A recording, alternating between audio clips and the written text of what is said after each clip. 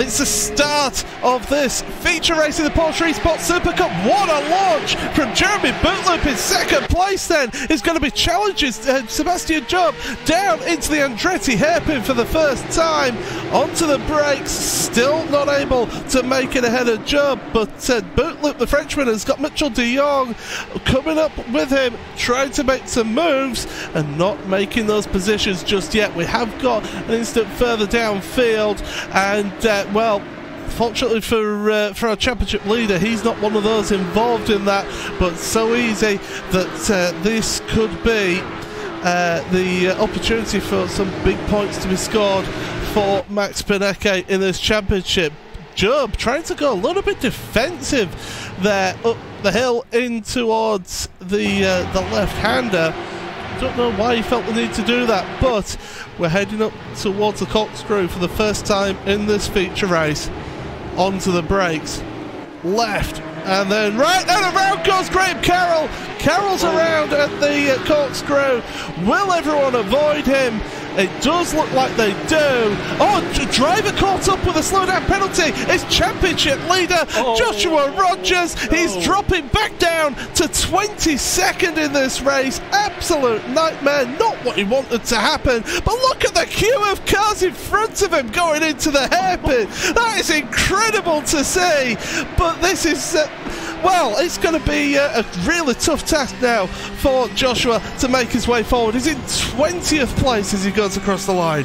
More traffic than the average rush hour on the M25 there, coming through the final corner and now in towards turn number 1. Still multiple instances of side-by-side there. We're riding on board with your championship leaders who tries to file through on this absolute mess ahead of him, down the inside of Alejandro Sanchez there. So Sanchez hasn't had the best start to the race in this one, as Rogers squeaks his way through just on that inside line. A couple more points going the way of Rogers. He so desperately needs every single one that he can get, lest BENECKE will be too close for comfort coming into that final round. He was saying on social media that he was feeling good going into this round with Joshua Rogers, the Australian, but right now he's under the cosh. He's got the pressure on him, and this is where championships can be won or lost. Looking forward in your field though, Sebastian Job has got a 6/10 of a second lead. The Englishman ahead of the Frenchman Jeremy Bootloop, with the American Mitchell de Jong in third place. But BENECKE right behind de Jong is putting the pressure on. Sebastian Job's feeling the need to try and break the draft here in these early portions of the race. Of course, half an hour race here for these drivers, so they're going to be going in to the sunset of the day here, and these drivers pushing on throughout this race as we look back at some of the action here. But Max BENECKE, fourth place. He'll be wanted desperately, Connery, to get ahead of Mitchell de Jong, because de Jong is, of course, a championship rival. Yeah, I mean, having a look at the points coming into this one, de Jong was only around about 35 or so points off of BENECKE, so it isn't panic stations here for BENECKE just yet. De Jong only finished one place ahead of him in the sprint race and currently stands only one place ahead of him in the feature race. It will be close, but I don't think if you're Maximilian BENECKE that you can go for anything aggressive at this stage. You're already gaining a boatload of points over Joshua Rogers. You can't put that at risk. Looking at Kevin Ellis Jr. then, right behind Bobby Zelensky on track as they head into the corkscrew, and he's certainly putting the pressure on the Scotsman. He's having a bit of a difficult race this time out in the mid-pack for that Apex Racing Team driver, but Kevin will be pushing on. He's got compatriot and teammates behind, or close behind, in Gerard Filsell, just behind Yao Vaz. So these drivers, they're pushing on and they're keeping the battle on here, as well as Filsell looking to try and make moves on Yao Vaz as into the Andretti hairpin. This is, of course, is turn 2, as we've got an incident. And Rogers again. Josh Rogers once again, around he goes into the gravel trap, and well, there's going to be a lot of talk about this race, about how this championship has come alive. Yes, Holtzman late on the brakes, and it's front to rear contact into the hairpin there, Connery. Yeah, there we go. Joshua Rogers spun in the middle of traffic as well. So Rogers, just as he needed basically an okay race, it has all gone wrong for him like it did at the Canadian Tire Motorsports Park. There's the bit of contact there between himself and Holtzman. You have to say Holtzman 100% at fault for that one. And Rogers, he's going to be hurting. He's going to be wounded. He's still on the live pictures at least trying to make up positions. He has no other choice if he wants to give himself the best chance coming into that final round. The thing is, Josh can't afford to do anything rash in this race right now. He just needs to score as many points as he can do and not get himself any penalties going into the final round. That's what he's got to do, but I tell you what, the pressure is really on him now for this championship, and if we stay as we are, this championship is going to be wide open into those that final 2 races at Monza, and we know what drama Monza creates. I mean, this place is giving us enough right here, right now, so I'm thoroughly enjoying this. It's going to be an absolute firecracker towards the end of the championship, but we're keeping an eye on this front battle because Sebastian Job this time around isn't pulling away quite as much here, Connery, and Jeremy Bootloop is keeping in his wheel tracks. Yeah, certainly keeping the British driver honest here is the Frenchman there for the race lead. But what drama we've already had here in the first 7 minutes of this race. You've had multiple incidents happen to your championship leader. That means in all likelihood it is going to be a straight-up showdown when it comes to that final round of the season. As long as BENECKE, a big send down the inside of De Jong. De Jong completely and utterly butchered turn number 10 there. BENECKE able to slot himself through, and he's up into a podium place. I think he actually got a slow-down penalty at the corkscrew, did De Jong, and I think he was trying to keep out the way to try and serve that penalty.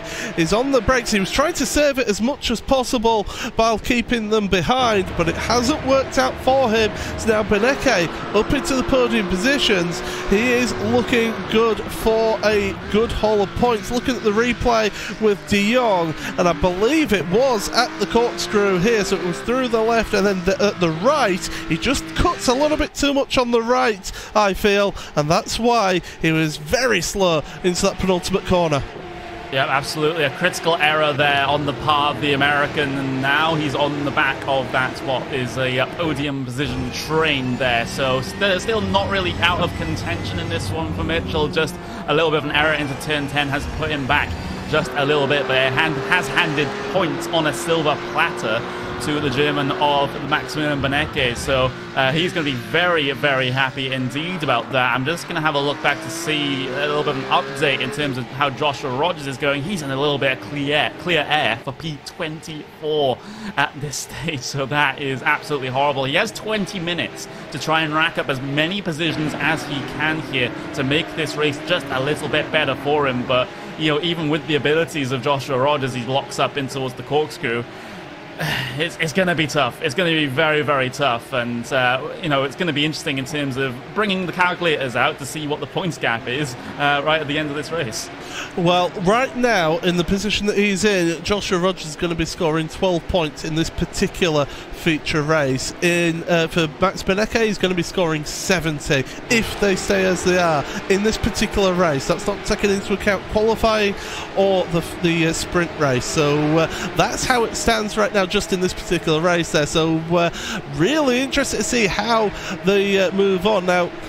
Looking with the sprint race results added to that, there's the possibility, I haven't quite worked it out yet, that Maximilian BENECKE might lead this championship into the final round. Well, you go away and do the maths whilst we're talking here, because looking further down the order, it's Jared Filsell putting the pressure, the Australian putting the pressure on the Scotsman of Kevin Ellis Jr. Both drivers racing under the Apex Racing Team banner into the corkscrew once again, but they're stuck behind Bobby Zelensky, another American in this one. Of course, we see him in the NASCAR Peak Antifreeze Series powered by iRacing, and well, these drivers, they're multifaceted here in this championship, and it's great to see such drivers coming in here and showing their diversity and their all-round nature of the driving. But it's a close battle here. 3 spots on the line here, 11th, 12th and 13th, as they go across the line as quick as that. Half a second between them as they head on down into the Andretti hairpin once again. But I tell you what, these drivers, they are pushing on hard. Another couple of drivers who are pushing on hard is Nils Koch and Antoine Hijlar, as well as Jack Sedgwick. So 3 drivers again in a bit of a queue, and again half a second between the 3 of those as well. So great little battle packs going on in this race here, Connery, and I hope my incoherent rambling right here is giving you some time to do some maths. Still not quite done. Still not quite. It's hard to keep a focus on the race while also trying to fiddle around with the spreadsheet, as to say. So I'll get an update on that one in just a couple of moments' time. But yeah, 20 minutes now left in this race, and well, we can see this 3-car battle on the way up towards the corkscrew there. That's Antoine Hijlar trying to defend from Koch and Sedgwick. So the Frenchman, the German, and the Brit. It sounds like a start to the joke, but it's the running order for those 3 right now. I'm sure I've used that joke earlier on in the season, but anyway, as we head towards the end of the lap once again, and Koch, at the moment, the German, being patient, waiting for his opportunities, and this is what happens around this track, is that you have to line up your moves and you have to think about it. It's a real thinking person's track. Goes into the back of Hijlar, goes Koch there. Hijlar running wide at the hairpin, keeps it on the track, but Sedgwick goes down the inside as well. So 2 places lost for Antoine Hijlar there. Koch, I think it was just the slightest of contact, but that's what happens when you're hard on the brakes there. The back end goes light, and just the smallest of contact right there unsettles the rear of the car, pushes him into the hairpin. Great car control to not completely spin it out there, Antoine, but it does lose him a couple of positions as we'll look on board for the second replay. And you see the moment where he gets that little tap and almost gets sent around, but great reactions from the Frenchman to be able to keep it in 9th place. But I'm sure that they'll be not too happy about that in the Apex Racing Team camp, and they'll be asking the stewards to look at that afterwards. Yeah, absolutely. Certainly one that's going to be a bit contentious. There's a Redline driver having a little bit of a fracas there with the VRS Crown Sim Sports car. That's Gregor Hutu there. That was having a bit of a fight, I believe, with the Passalis Jurges in towards that particular section. And now Hutu, you can see look, on replay, a little bit of punt towards the inside of Jurges there. Another little shove in reply from Jurges off the corner. And now Hutu's going to lose a good couple of spots as a result. Yeah, absolutely. A little bit of damage to boot as well for him. And you just look at this queue of cars again. Further down your field, this is Hutu down in 20th, but looking behind, you've got drivers looking to make moves. Joshua Rogers, by the way, a little bit of an update, 22nd position for him. Martin Kroenke is not exactly going to fight Josh, the Australian. So Cholak in front now is the next target. The Croatian ex-touring car driver Marin Cholak is going to be battling it out with Joshua Rogers. Connery. Well, the points difference coming into the final round, if it finishes as it is, will be just a little bit over 10 points as the points difference. I haven't calculated the qualifying points into this one from this round, but if we just count race results, then it's going to be 10 points in between them. So now Rogers, well, it's going to be a little bit more now. He's been able to get past Marin Cholak there into the corkscrew. A little bit of the concertina effect coming through the middle of the corner, but Rogers making that 10-point difference look a little bit larger now. It's almost like a Hollywood director has written a script for this, because I tell you what, this championship is close. Speaking of close, at the front of your field, Jeremy Bootloop is getting a lot closer to Sebastian Job for your race lead. So all of a sudden, the Englishman and the Frenchman are close together. less than about a quarter of a second between the two of them.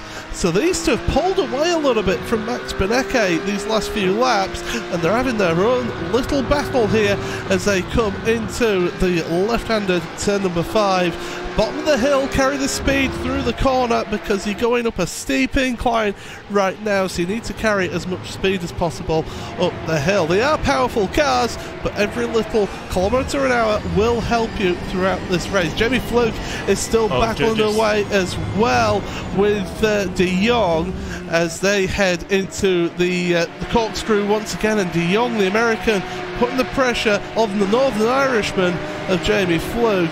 So definitely some close battles up here at the front of your pack. Yeah, I've just had a little bit of a look at Rogers because he just made an easy pass over Paschalis Georgis down in towards that turn 5. So Coanda, well, they say no team orders, but the drivers aren't exactly making it hard for Joshua Rogers to make their way through on him. So he's going to pick up a good couple of positions over those drivers of the same team here. It's almost the exact same situation as we had at Nürburgring, interestingly enough. So that's going to be a bit of a point of contention. I'm waiting for that tweet from your racing team to complain about that one. But on board with Mitchell de Jong. And, well, he's still with an outside shot at this championship. Of course, he was 3rd in points coming into this one. He will lose a boatload of points over Sebastian Job and, of course, Maximilian BENECKE as well. But if he's able to keep himself inside the top 5 here, he'll have that low percentage chance of taking things right at the end of this season. But still, the prize money for those top 5 cars, still a healthy amount in sim racing at least. Absolutely gorgeous golden glow from the sky here, setting the sun here on this feature race. We've got 13 3/4 minutes remaining in this race, and these drivers are putting on a great show for us in this one. As we're past the halfway point, Sebastian Job then is your race leader ahead of Jeremy Bootloop. That's pulled out slightly to 0.6 of a second between those two. Max BENECKE, 3rd place, 1.3 seconds behind Jeremy Bootloop, the Frenchman, was the German, and then Jamie Fluke and Mitchell de Jong, that close battle in 5th and 6th place. 4th and 5th place, should I say. 6th place is Tommy Erstgaard down there. He's a little bit out on his own, really. 1.3 behind, but 4 seconds ahead of the battle for 7th. Niels Koch ahead of Jack Sedgwick, with Antoine Higelin not that far behind in 9th, and David Williams 10th. Jared Filsell and Kevin Ellis Jr. are on that battle, and Bobby Zelensky isn't that far behind those drivers either. So close battling just at the bottom of your top 10 here in this race, Connery. But everything's settled down a little bit now in this race, and drivers, they're just got in that swing of things now, and they'll be thinking about their next moves. If you look to where Rogers is right now, he's currently got Patrick Holtzman, who other than Patrick Holtzman, ahead of him right now. And this one's going to be an interesting one, because one of the instances that Rogers was involved in was Patrick Holtzman running straight into the back of him. So I'm wondering how this is going to be negotiated between the two drivers with P18 and P19. Rogers not close enough just yet in towards the corkscrew, but he has been setting fastest laps time and time again, even while he's further down the field just like this and in traffic, having to file his way through as those lights on those Porsches, they've turned on in the last couple of minutes. So that's how the light level is getting low here at the Welltech Raceway Laguna Seca. Good run from Rogers though through turn 10. Can't set anything up for turn 11 though, but this is one of the big overtaking opportunities then, out of turn 11 and then down in towards technically turn 2. Thank you, American corner naming systems. But Rogers then, does he go for a move? It is a defensive line being taken by the German. Rogers, big wide line into the corner, can carry a lot more mid-corner speed, but Holtzman very well done in parking that car on the apex and denying Rogers the run. Absolutely, as they head on through turn number 3 then towards 4. You're looking back from Holtzman, from the hanging onto the engine cover right there, as Rogers putting the pressure on, piling the pressure on, should I say, in the from Australia, of course. Joshua Rogers been the king of sim racing this year so far. Of course, won the GT World Championship as well in iRacing, the VRS GT World Championship Series. along with his teammates, Ricardo Castrolano, one of those teammates, in that effort there. So he's already a world champion this year, and he wants to make it, well, possibly the biggest series that he'll race in all year, the Porsche Esports Supercup. Down into the right-hander at the penultimate corner goes in, but we'll look forward at the battle, because there's been a bit of action between Sedgwick and Niels Koch once again, and that was into the corkscrew. They were pretty close together, and they were pushing hard, almost swapping positions there, but those two, they're not giving up this battle further down in your top 10, because 7th through to 12th place all together in a line. Yeah, absolutely. So very, very close run thing in the bottom end of your top 10 between all of these drivers. Just outside the top 10 as well is Jared Vilsell, also involved in this one for that Apex Racing team. So the Australian has a very good run over Williams there. Williams just butchered the middle of the corner there, and now Vilsell inside line for the king. He has to back out. Only half backs out though, still sticks a nose in there. He'll get the run up towards the corkscrew now. Nothing between them in terms of advantage going each way here in terms of the speed into the corner, but Williams will have the position into the corner to keep Jared Vilsell behind for now. But Vilsell, he's looking very, very racy indeed. A big look towards the inside for turn 9 there. I don't see moves often down into there when you're a car or so length back, but now Vilsell looks in towards the final corner. Not going to happen, but you know, like I said, it's the run out of the final corner and the dive in towards turn 2 is the big, big opportunity. Yeah, absolutely. As they head on across the line, they have lost a little bit of ground on the cars ahead of them, so they need to be careful not to battle too hard, does Williams and Vilsell, as they head into the Andretti hairpin once again. And these two still carrying on that battle. There's not going to be any change of position just in the immediate future of that battle, so we'll look at another one. Rogers! And Rogers! Oh, not again! What on earth is happening to him here today? This is not his day at all. We'll get a replay up on screen. And yes, Patrick Holtzman then, we'll look at it. It's down into turn 1 once again. And that's a bit more of a firm push out the way from Holtzman that time. And yeah, I think he can miss your braking once, but not twice there in towards turn number 1. But that's quite a brutal hit, shall we say? Yeah, I think there's a, you know, I don't want to poke the fire, stoke the flames, but I think there's a little bit more in that for Holtzman. You don't just go that deep on the brakes and don't really change your line straight into the back of a car ahead. I'm just going to try and confirm things looking at my own onboard view. It's like he locked up because the car was completely unstable, didn't want to turn, although by the steering inputs he didn't really even attempt to turn for the corner. So we'll have to see how that one turns out, because the stewards will have all the telemetry in the world to try and work that one out. But oh my word, this race just keeps getting more and more dramatic. And this is why having stewards' decisions after the race, as Alejandro Sanchez is on pit road with heavy damage to his car, this is part of the reason why stewards' decisions are made after the event, because they get all the telemetry from all the drivers, so they get to see what their inputs were, and that's crucial in being able to make those types of decisions here in this event and in this championship. So I like to give a benefit of a doubt.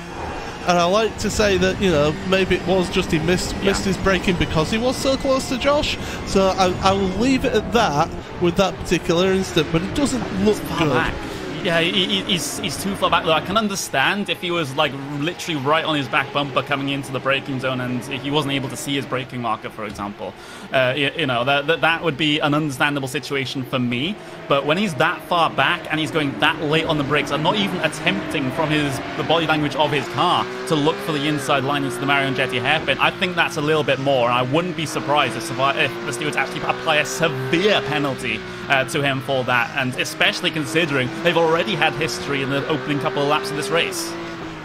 Right, well, there's 6 minutes remaining in this race then, and we'll get back to the action, because there's still plenty of it. There's a race going on still here in this WeatherTech Raceway Laguna Seca round of the Porsche Esports Super Cup. Of course, the penultimate round of the Porsche Esports Super Cup, and still we've got close action for 7th place. Jack Sedgwick is still all over the engine of the number 33 of Niels Koch. The German and the Brit battling it out for 7th place. They've been able to gap out Antoine Higeland just a little bit in this battle, so they've been able to get away. Koch runs wide through the kink. That's going to allow Sedgwick the opportunity to look at the inside, but then firmly closes the door, does Koch. That was a real firm no thank you, sunshine, you're not getting through, as they go through the corkscrew once again. But this brings Higeland, Williams, Filsell, Kevin Ellis Jr. all back into this battle.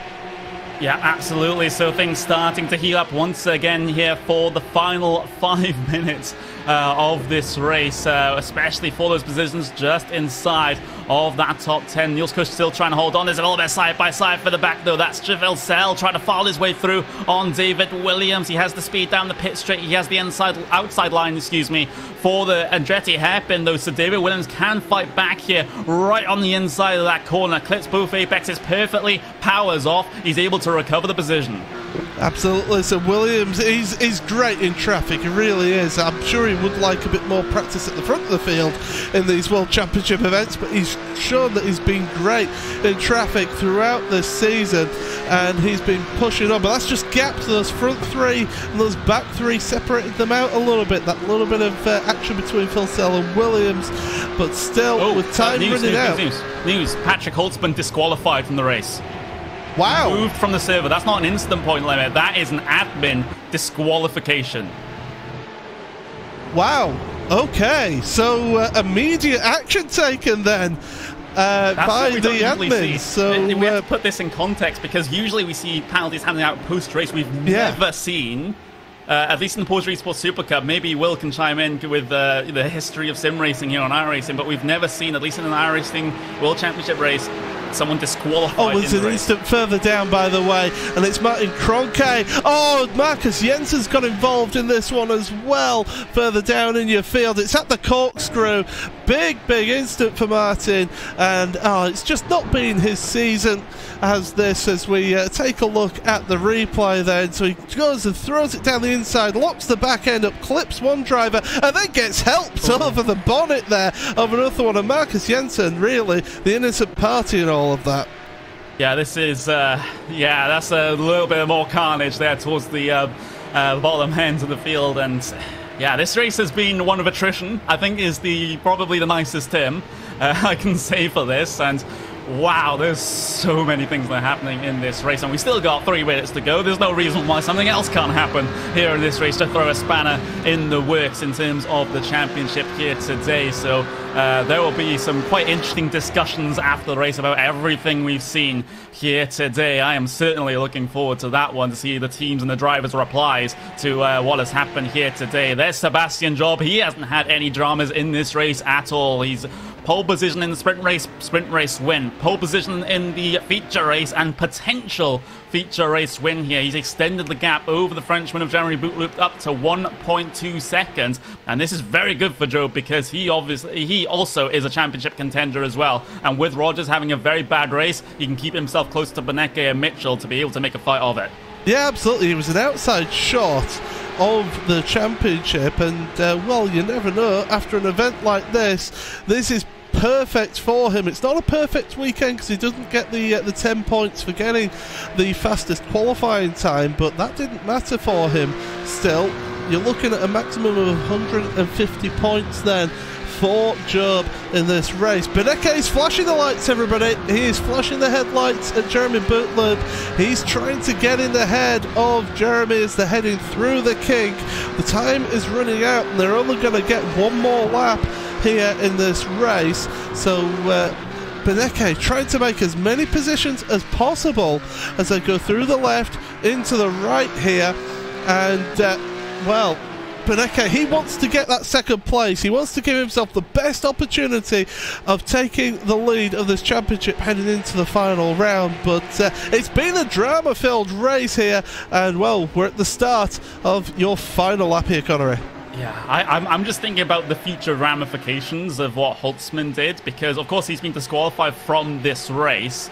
We'll have to wait to see if there's any further action coming into the final race of the season, or indeed the entire championship, because that was very, very egregious what he's done here today. And, you know, of course, Red Bull Racing Esports will have their chance to respond. Of course, Niels Nujok's currently the sim racing coordinator for that team, and a sim racer at heart himself as well. So I'll be very, very keeping a keen eye on my Twitter to see exactly what he's going to say about that one. But I have to say, the behavior from some of his drivers, even in this championship, look back to the first round of Rasmussen, it has been absolutely horrendous. David Williams has been around. That's at turn number 2 down at the Andretti hairpin. We'll get a quick look at this one before we go to the end of this race. He was battling with Jared Filsell. There was just a little bit of contact from Filsell, and then Kevin Ellis Jr. finished him off there. Not a lot that Kevin could have done in that run, but Sebastian Job headed towards the end of the race now. He's just got a couple of corners remaining here, and he did it once at Silverstone.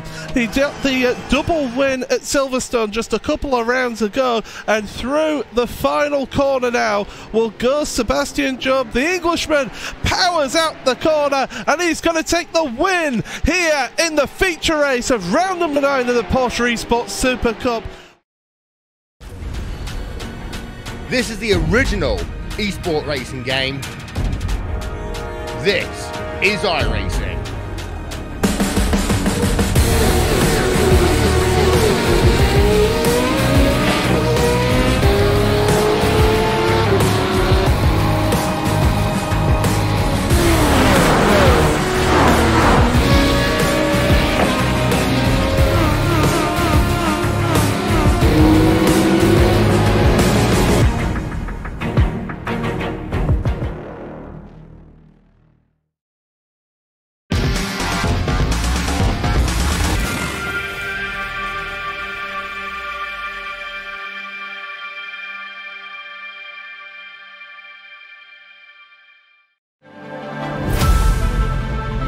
We've got 40 of the best sim racers in the world competing here in the Porsche Esports Super Cup. Well, here we go then. The drivers looking up to the flag stand, waiting for the green flag to drop. Engine revs rise.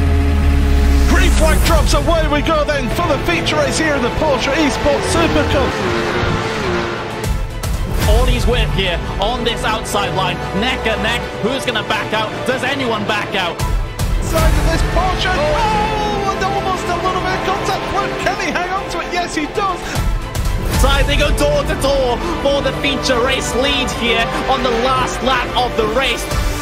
Freddy Rasmussen holding the line this time. Rogers round the outside. Brilliant move. Excuse me. Oh, Mitchell is going to make a mistake. And Sebastian Job is $1,000 richer. Going to be 3 feature race wins for Josh Rogers. Good start from Mitchell de Jong on pole position. Race now. Who's going to get it? BENECKE is going to get it across the line.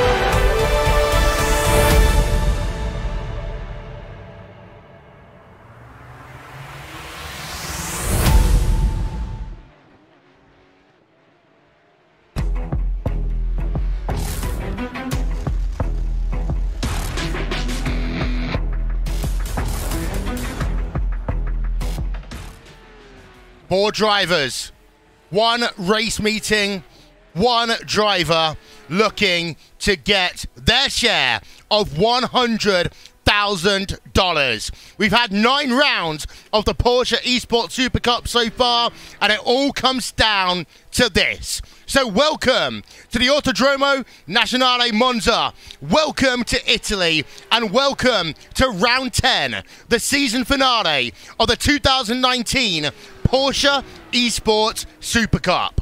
Joshua Rogers, Max BENECKE, Mitchell de Jong, and Sebastian Job. They are the 4 drivers who have the opportunity to get themselves the name of champion and head themselves to Stuttgart at the end of the year and be recognized amongst all the other Porsche champions around the world as the first ever Esports Supercup champion.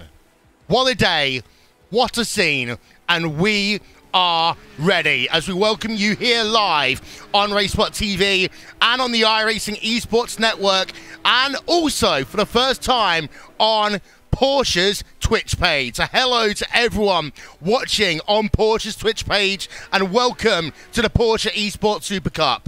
My name is Will Vincent. I'll be joined by our commentators Paul Smith and Connery Maddock in just a moment's time. But let's have a look and let's see where we are in terms of the standings heading into this final race meeting.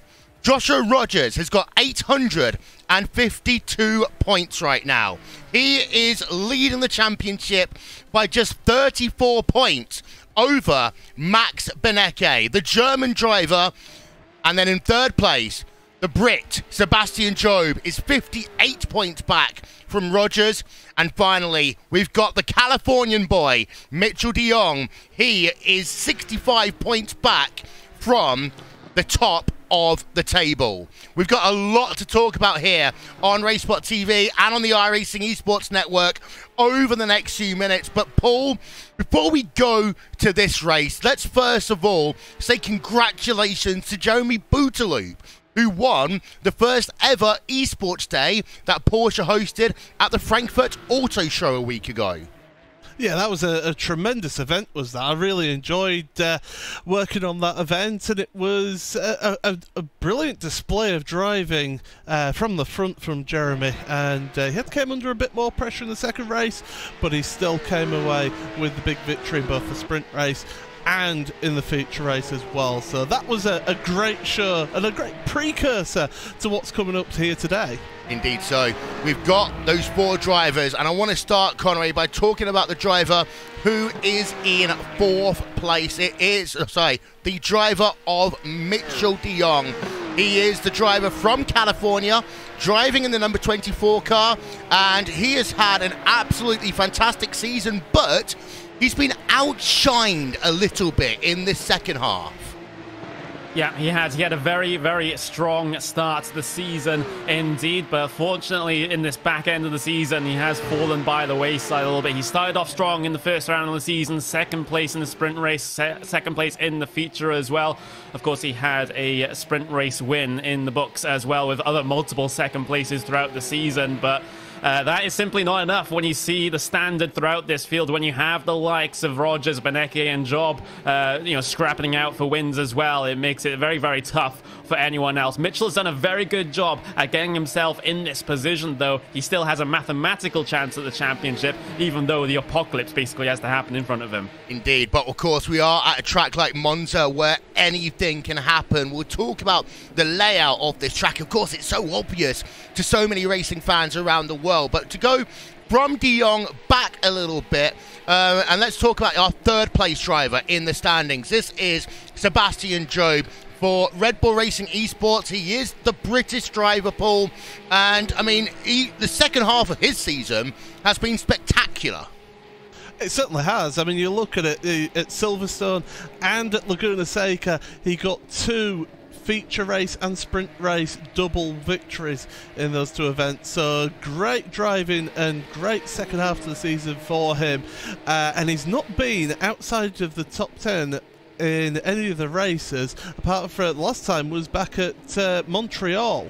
No, sorry, Canadian Tire Motorsport, I do apologise. But yeah, definitely, he's had that second half of the year. I've seen a real resurgence in Sebastian Job and see him work his way through and put himself in a position where he can still win this championship. It's still a bit of a tall order for him, but he has got the ability and he has got the form going into this week.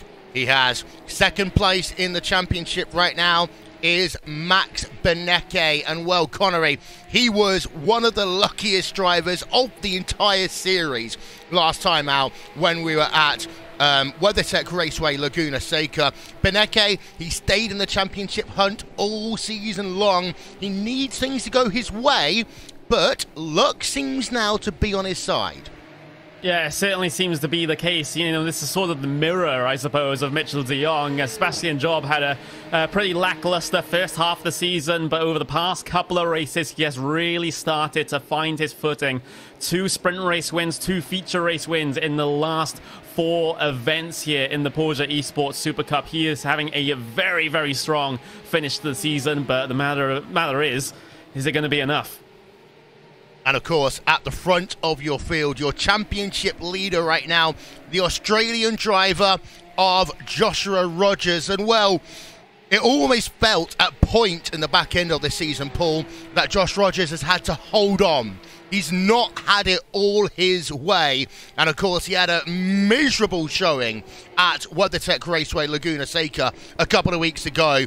And that's meant that today is now far more difficult for him than it might well have been.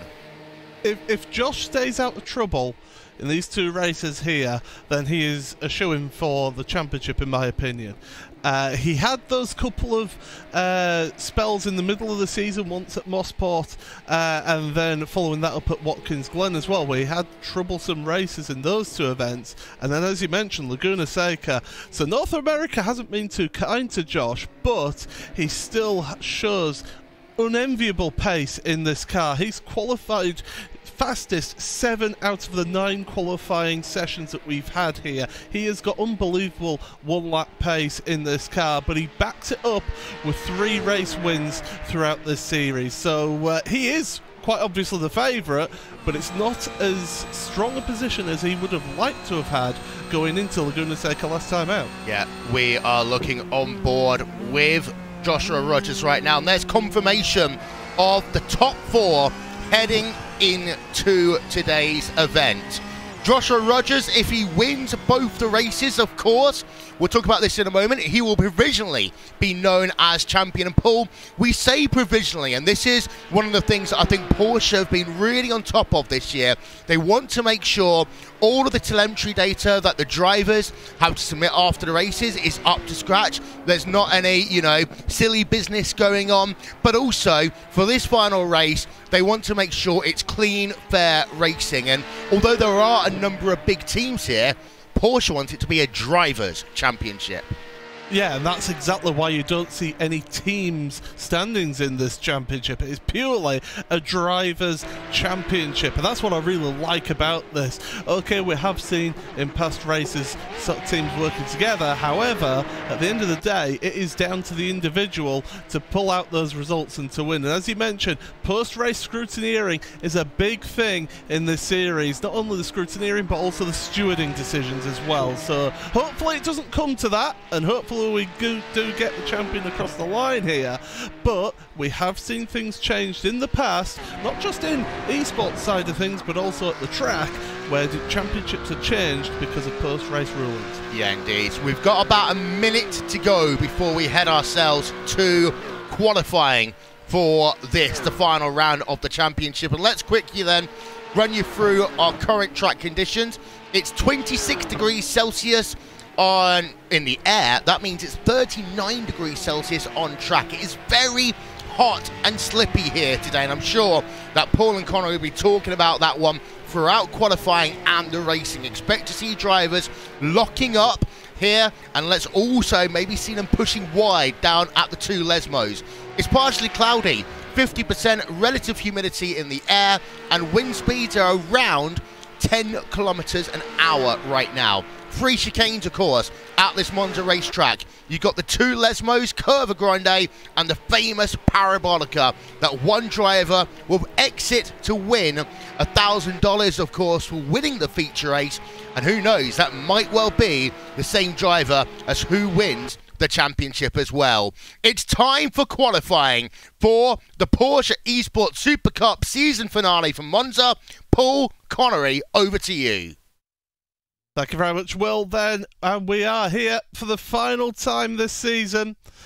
Qualifying, one of the most important qualifying sessions here, because it's going to be a tricky one, this, Connery, of course, with the inverted top 8.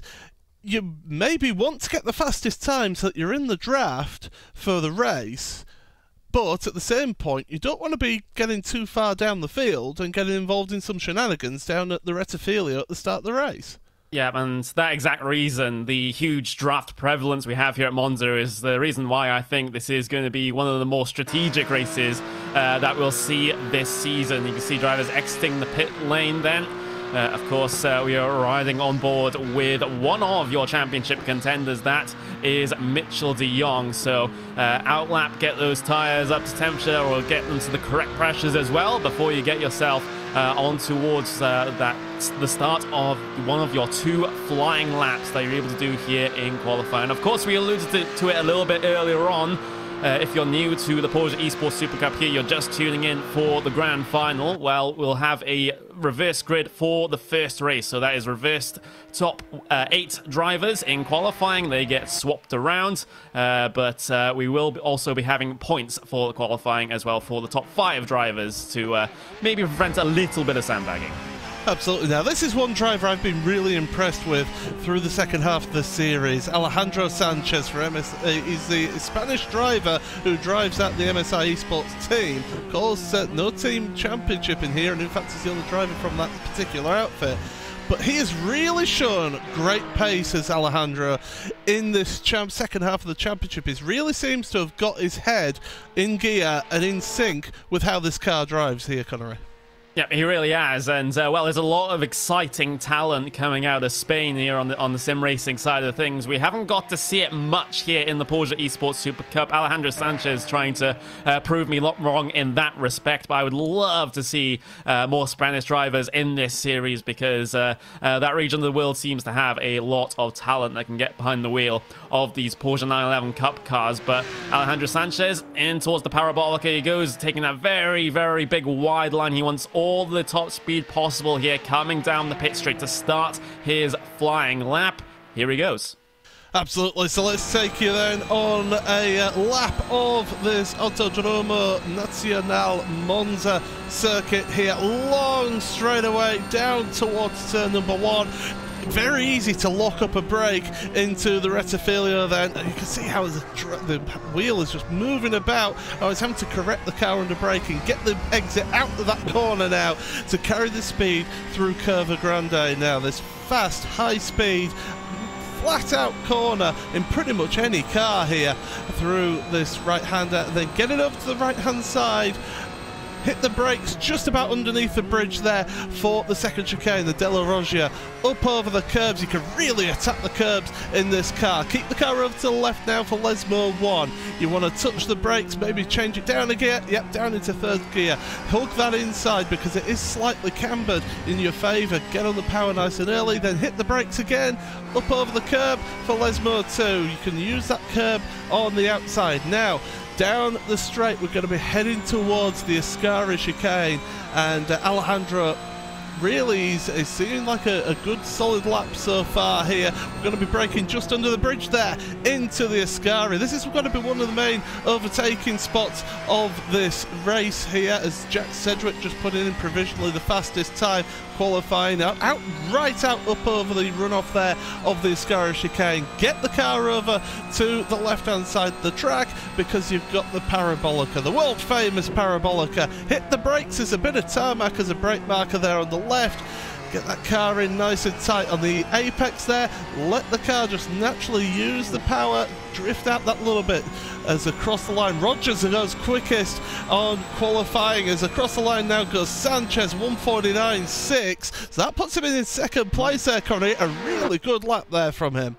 Yeah, that is a very, very solid lap there from the Spaniard. You have the Brit there of Graham Carroll heading his way through the Curva Parabolica here. I'll get my words in the right order. That's absolutely fantastic. But across the line, he will go. What time does he set here? It's a 150.5. That is not good enough to make any really progress up onto that sort of timing board there. We're still waiting for a couple of championship contenders to set themselves a lap. We're still waiting for Maximilian Benecke. We're still waiting for Sebastian Job as well. Speaking of Benecke, he's heading his way up in towards the Ascari chicane, so the German the closest to Joshua Rogers in terms of the point standings here today, and well, needs a good qualifying to start things off on the right foot then. On the run down towards turn 11 of Parabolica, BENECKE, he needs a good lap time here. There's no ifs or buts about it. Yeah, onto the brakes then for a Parabolica.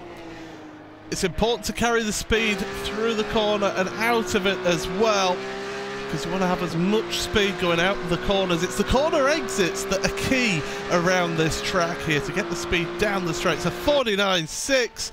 That will put him in up into third place. Tatella for the Finnish driver. What a time. On the 1/10, 1.5 tenths off. Here comes Sebastian Job then across the line of 49.6. So that will put him up there in 5th position for the time being. One of your championship contenders. Another championship contender coming across the line very shortly. We've got Ilka Harper looking there, but Mitchell de Jong comes across the line as well at the same time, and it's a poor lap from Mitchell. Ooh. A 150.1 for Mitchell de Jong, and he's parked it. He's had enough of that. He's not going to have another lap here, and time is running out for these drivers to get a second lap in now, Connery.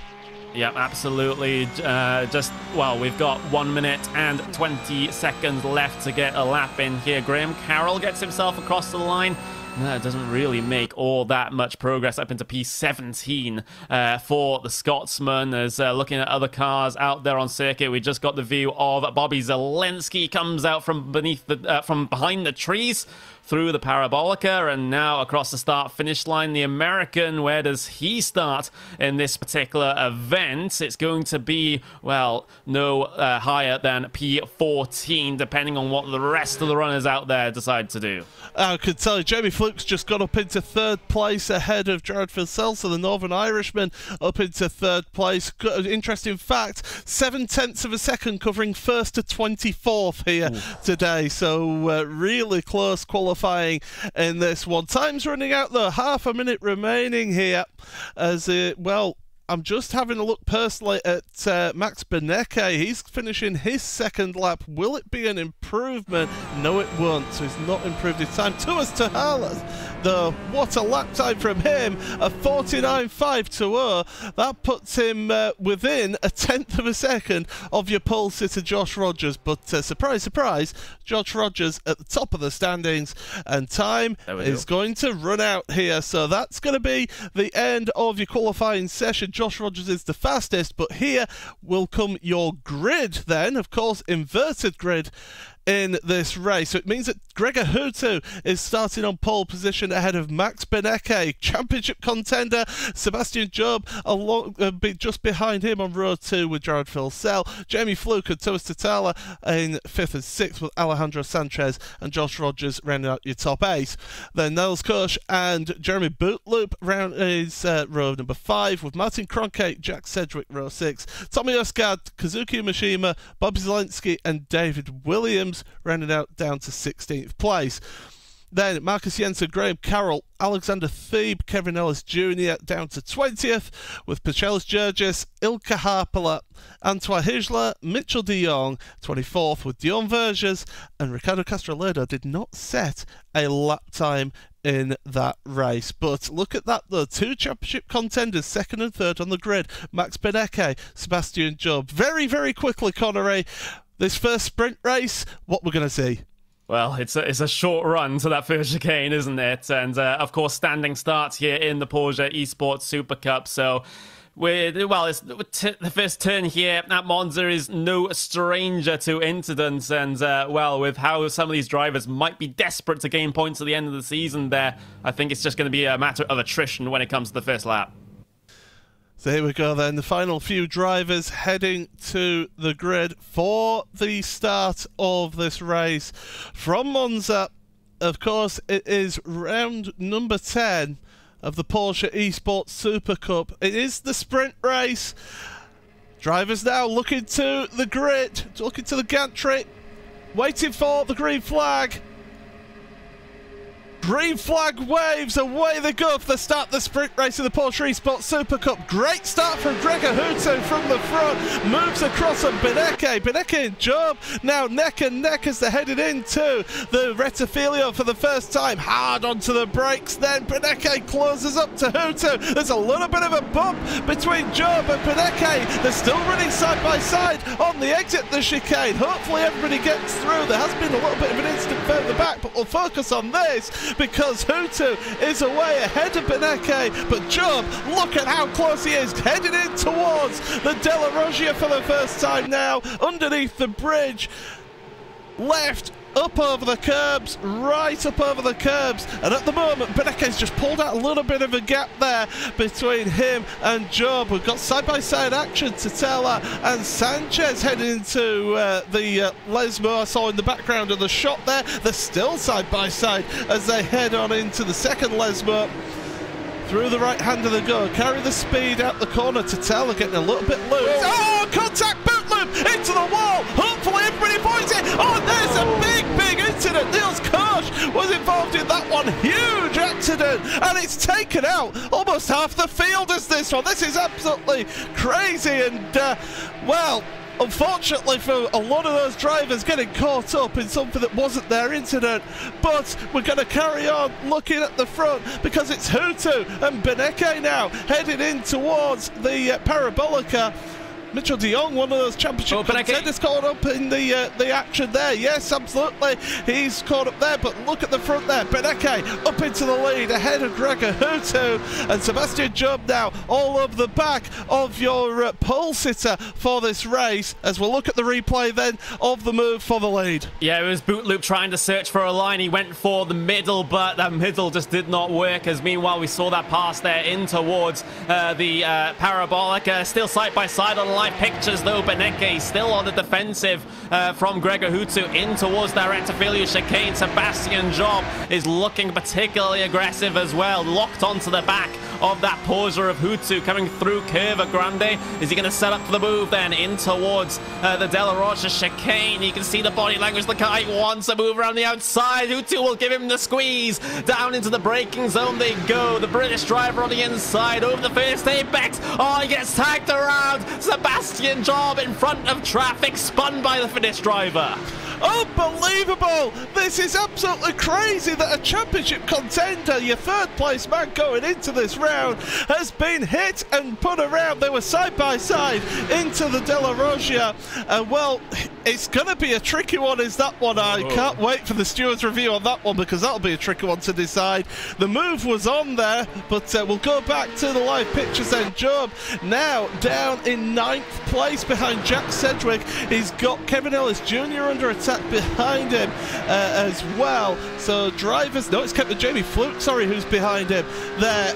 Behind Josh Rogers, who we're on board with then. So Rogers, championship leader going into this round, up into 4th place. This is what he needs. He needs to keep out of trouble and just pick up the places from other people's errors, and that's exactly what he's doing here in this race. Around the Parabolica they go there. Jared Filsell looking at Gregor Hutto. This is the Australian versus the Finn for 2nd place. Max BENECKE has checked out at the front. 1.7 seconds between the leader and 2nd place, but look at this now. Filsell, you can see him closed up to the back of the Finnish driver. Hutto moves out to the outside line. Hutto holding the inside line, hard onto the brakes again, up over the curbs, and Hutto not giving any space, and this will allow Josh Rogers to get involved in this battle, as well as Jamie Fluke and Thomas Totella as well in this battle. So all of a sudden you've got 5 cars all battling it out, Connery, for 2nd place. Yep, you do get more points on offer here for Rogers. Outside line being taken, becomes the inside, of course, for the first apex of the Della Roggia. Filsell not really fighting that one, just letting Rogers have the corner, have the pass, have the points in the bag as well. And now Rogers can get himself his sights set on that Team Red Line car of Gregor Hutto, the Finnish driver. Of course, we have the driver from Northern Ireland there. That's Jamie Fluke. That's also in and amongst this train as well. But you said it correctly there, Paul. Maximilian BENECKE has just checked out of this race. It was 1.7 seconds across the line. I feel that he's gained a little bit more time on this lap as well. He's doing all that he needs to do here. Absolutely, it's what he has to do, and of course the result from this race will be the starting grid for the second race in this event. So he's putting himself into a perfect position right now. Is Max 2.1 seconds? You can see there Rogers, we can see the top of the picture there, looking to the inside of the Parabolica, and Hutu coming under pressure now from the Australian. It's now a different Australian. It was Phil Sell before. Now it's Rogers as they come out of the Parabolica once again. Look at who gets the better run. It's pretty much even across the line here. Nobody getting a direct draft, but there is a side draft coming into effect here as well. And Rogers keeping it on the inside. Who's the last of the late breakers? It's just about Rogers there down the inside. And your championship leader is up into second place, and now it's a direct fight between him and Max BENECKE in this race. But 2.4 seconds is a big gap to catch up between your leader and second. Yeah, it is a pretty big gap indeed, and not a lot of time to be able to do anything with it. 2.5 seconds between Rogers and BENECKE, your two drivers right at the top of the championship standings. If this race goes the way that we might think it does, then they might get themselves a battle towards the end here. But side by side further back through the field, that's Marcus Jensen on the inside here of what is the driver of Ilka Harpala there through the Del Roger chicane. They're able to make it work. A little bit of a swap for position further back though. That's Castro Ledo, Tommy Erskard coming through the first Lesmo there. As you can see the view of that battle from the back of Harpala's car, and well, they sort out their differences as well. So we do have a good couple of sort of draft trains going here. We have that one for P2. We have this one for P12 and back as well.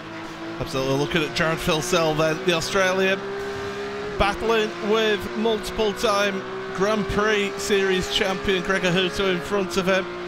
So Finland versus Australia as they head on into the Parabolica, and Philsell filling the mirrors of Gregor Hutu in front of him. We're almost halfway through this sprint race here for you as we're coming out the Parabolica. Philsell using every little inch of the road and a little bit more on the exit of the Parabolica, trying to carry as much speed as he possibly can down that straight. Just a quick point out that BENECKE from Rogers, Hutu, Philsell, that's your top four, with Fluke, Tatala, Job, who's moved his way back to 7th place, and Kazuki Mishima, who is in 8th place. We've not really mentioned him. Big mover though is Antoine Higelin, up 12 places, a big gainer out of that incident just after the second Lesmo.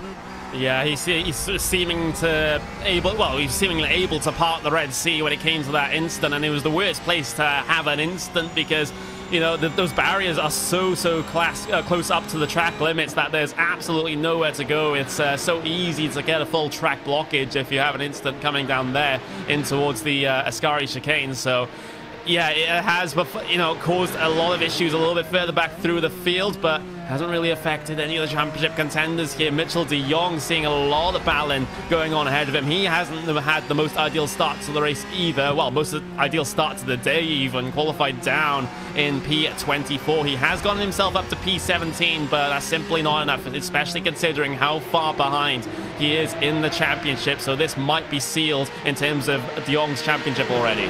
Yeah, he's, as you mentioned, in 16th. He's in that queue, that draft train going down towards the Ascari chicane. He's going to get enough of position here as well as the Californian on the number 81 car of David Williams, the Englishman. Look at them all getting checked up there through the Ascari chicane. So de Jong now up into 15th, and the man ahead of him is Ricardo Castro-Ledo, the Frenchman. But looking further forward, here's somebody that we've not really talked about much this season, or when we have talked about him, it's always been talking about him being unlucky. Kazuki Mishima, 8th place right now, the Japanese driver. He's really putting the effort into this final race. He wants a good result here, Connery. He's really keeping inside of Job's draft as well. Coming down the pit straight, that'll certainly be helping him. He's basically using Job at this point to pull him around the circuit, and gap all those drivers behind him that haven't got the luxury of the draft. We're seeing a brief 3 wide there at the very back of the shot there in towards the Retafilio. That's Mitchell de Jong, Castroledo, Happala, Williams all involved in this one, and well, they get through pretty much unscathed here in towards Curva Grande. We'll see the replay 3 wide with Happala in the middle with that Orion Race Team car. He does decide just to back out a little bit there. There's a squeeze through on the inside there for the number 24. That was Mitchell de Jong getting a couple passes done basically in one move there. But back to the live pictures, they're still lively as ever. Yeah, absolutely. Hutu in front of Phil Sell. He's dropped off 2.5 seconds off of Rogers. And here's the thing that I want to point out to you, Connery. Josh Rogers is on a mission. That gap to lead now, just 1 second between BENECKE and Rogers. The championship fight is being taken to the front of this sprint race. We've still got a feature race to come up after this one. This is absolutely fantastic. We've got 4 minutes, just over 4 minutes remaining in this one. But all of a sudden, Rogers, he's a man on a mission here. He wants to win this the right way, doesn't he? Yeah, he does. I mean, basically, if BENECKE wins this sprint race and Rogers comes second, that basically means the points difference is the same as we had coming into qualifying, because Rogers got 10 points in qualifying, BENECKE got 0. It's a 10-point difference between P1 and P2 in the sprint race. So we're basically back to even Stevens at that point coming towards the feature race. So that one is going to be a big concern of BENECKE. He would have really wanted this, well, potential race wing to be a lot more valuable than it is right now, as we see a little bit of close action coming through the fifth chicane. That was Phil Sell coming under threat. Jamie Fluke trying to file his way through on Gregor Hutu, of course, a legend, an absolute legend here in sim racing by every single definition of the word, and he's still proving that he can fight amongst the best here down in towards the Della Roja. Jamie Fluke, he gets one up over on him though, as they're out of there bouncing up over the curves, and well, Hutu, he's got himself a slowdown penalty. Just as I was singing his praises about how legendary he is in sim racing, he makes a mistake that we perhaps all make coming down into there. Well, I'll tell you what, legend or not, iRacing will punish you for that, and well, we'll look on board from Sebastian Job's point of view. You see how you leap across those curbs, and all of a sudden, oh, there's a slow-moving Hutu. I'll take that place, thank you very much. So Job then, another one of your championship contenders going into this round, trying a bit of a recovery drive here, but look at the lead battle now. It's between the two of them. You don't even need to see the times. 9/10 of a second faster on the last lap, and Rogers is going for it. He's not waiting any time. He's going for it now into the Parabolica. And we're almost out of time here. We're going to have possibly 2 laps remaining in this one. He's got the position then. Change of position for the lead of your sprint race. And it is Rogers ahead of BENECKE. But does BENECKE want to be in this position right now? Penultimate lap, you want to hold your position behind possibly for a move on the final lap. But no, he's going to hang back. He's going to hang back here. That's exactly what I thought he would do then.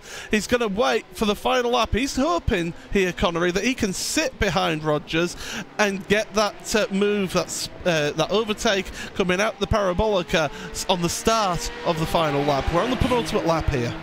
Yeah, it's gonna, yeah, that would be the case as BENECKE then drafting through Curva Grande, but again, does not want to pass just yet. He wants the prime opportunity coming down the pit straight next time around if he wants to file himself by on the Australian. This is what I meant when this was going to be a thinking man's race right at the top of the show. BENECKE doing all the calculations, and well, he needs to gain every single point possible over Rogers, but you know, still a 10-point swing may just matter in the end here. 3/10 of a second on the way down the hill then through that compression just before Ascari. You do have to avoid the bump there in the middle of the road.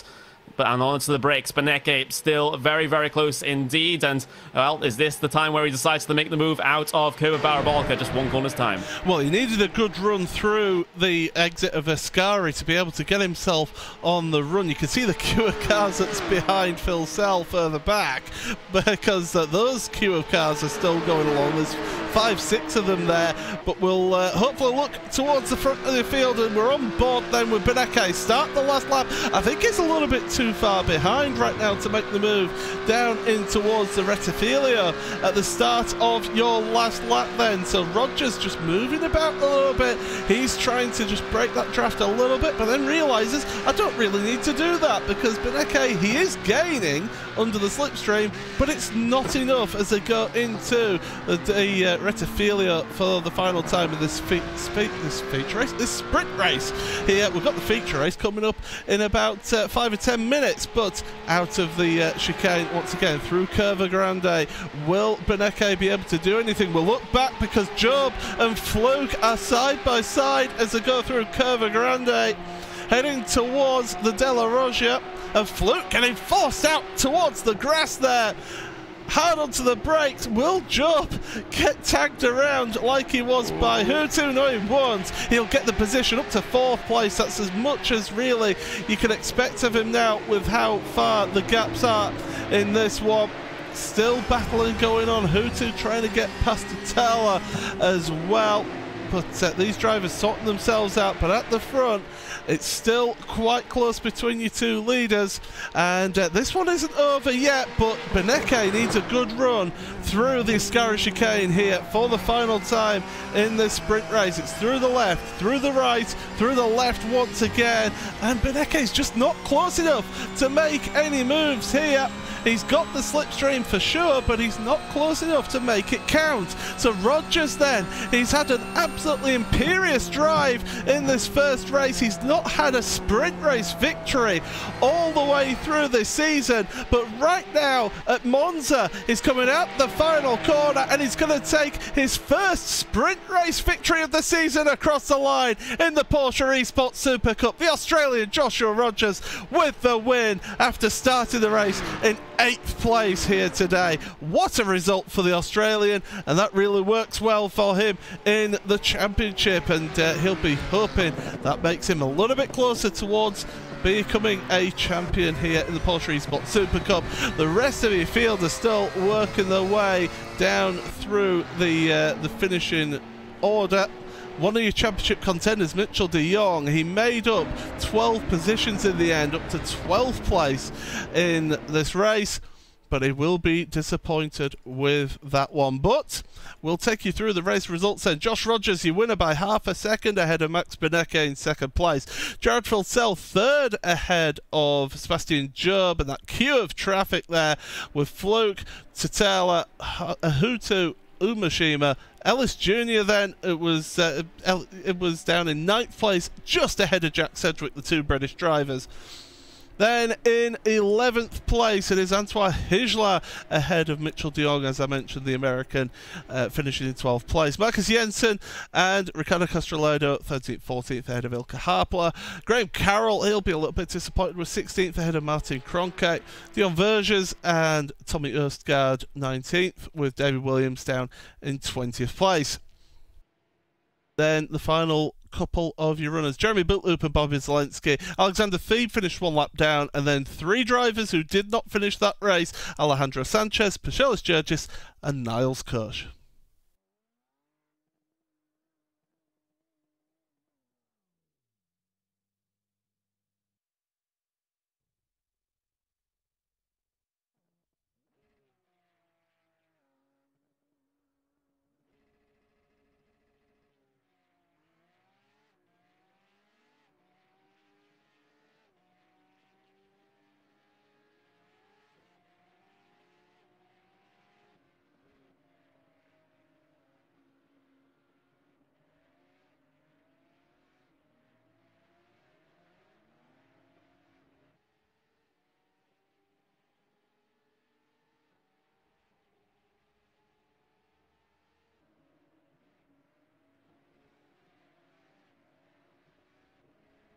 Yep, big incident further back through the field. Of course, coming into the sort of first couple of laps of that race involving Jeremy Bootloop et al. But now drivers just have themselves 5 minutes here to calm themselves down, get themselves ready for that 30-minute feature race. And, well, Josh was an absolute beast in this race. He was the driver that was punished the most by the reverse grid, yet he was still able to file his way through the field. It was a 2.5 second gap between BENECKE and P2 at one point in that race. He gobbled that all up, and he was able to take the checkered flag as well. That was awesome. It was. So apologies there, ladies and gentlemen, for a brief moment. We're down to 3.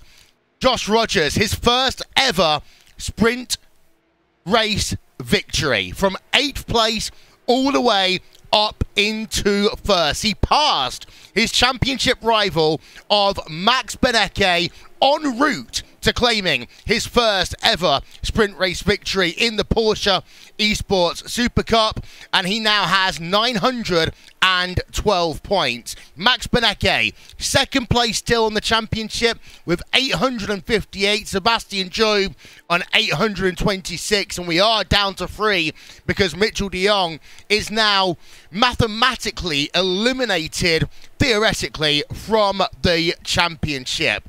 But, Paul, what a run we had those last couple of laps, especially Josh going through the field here. Yes, he can pass easily at Monza, but he worked through the field to get himself up and past Max BENECKE.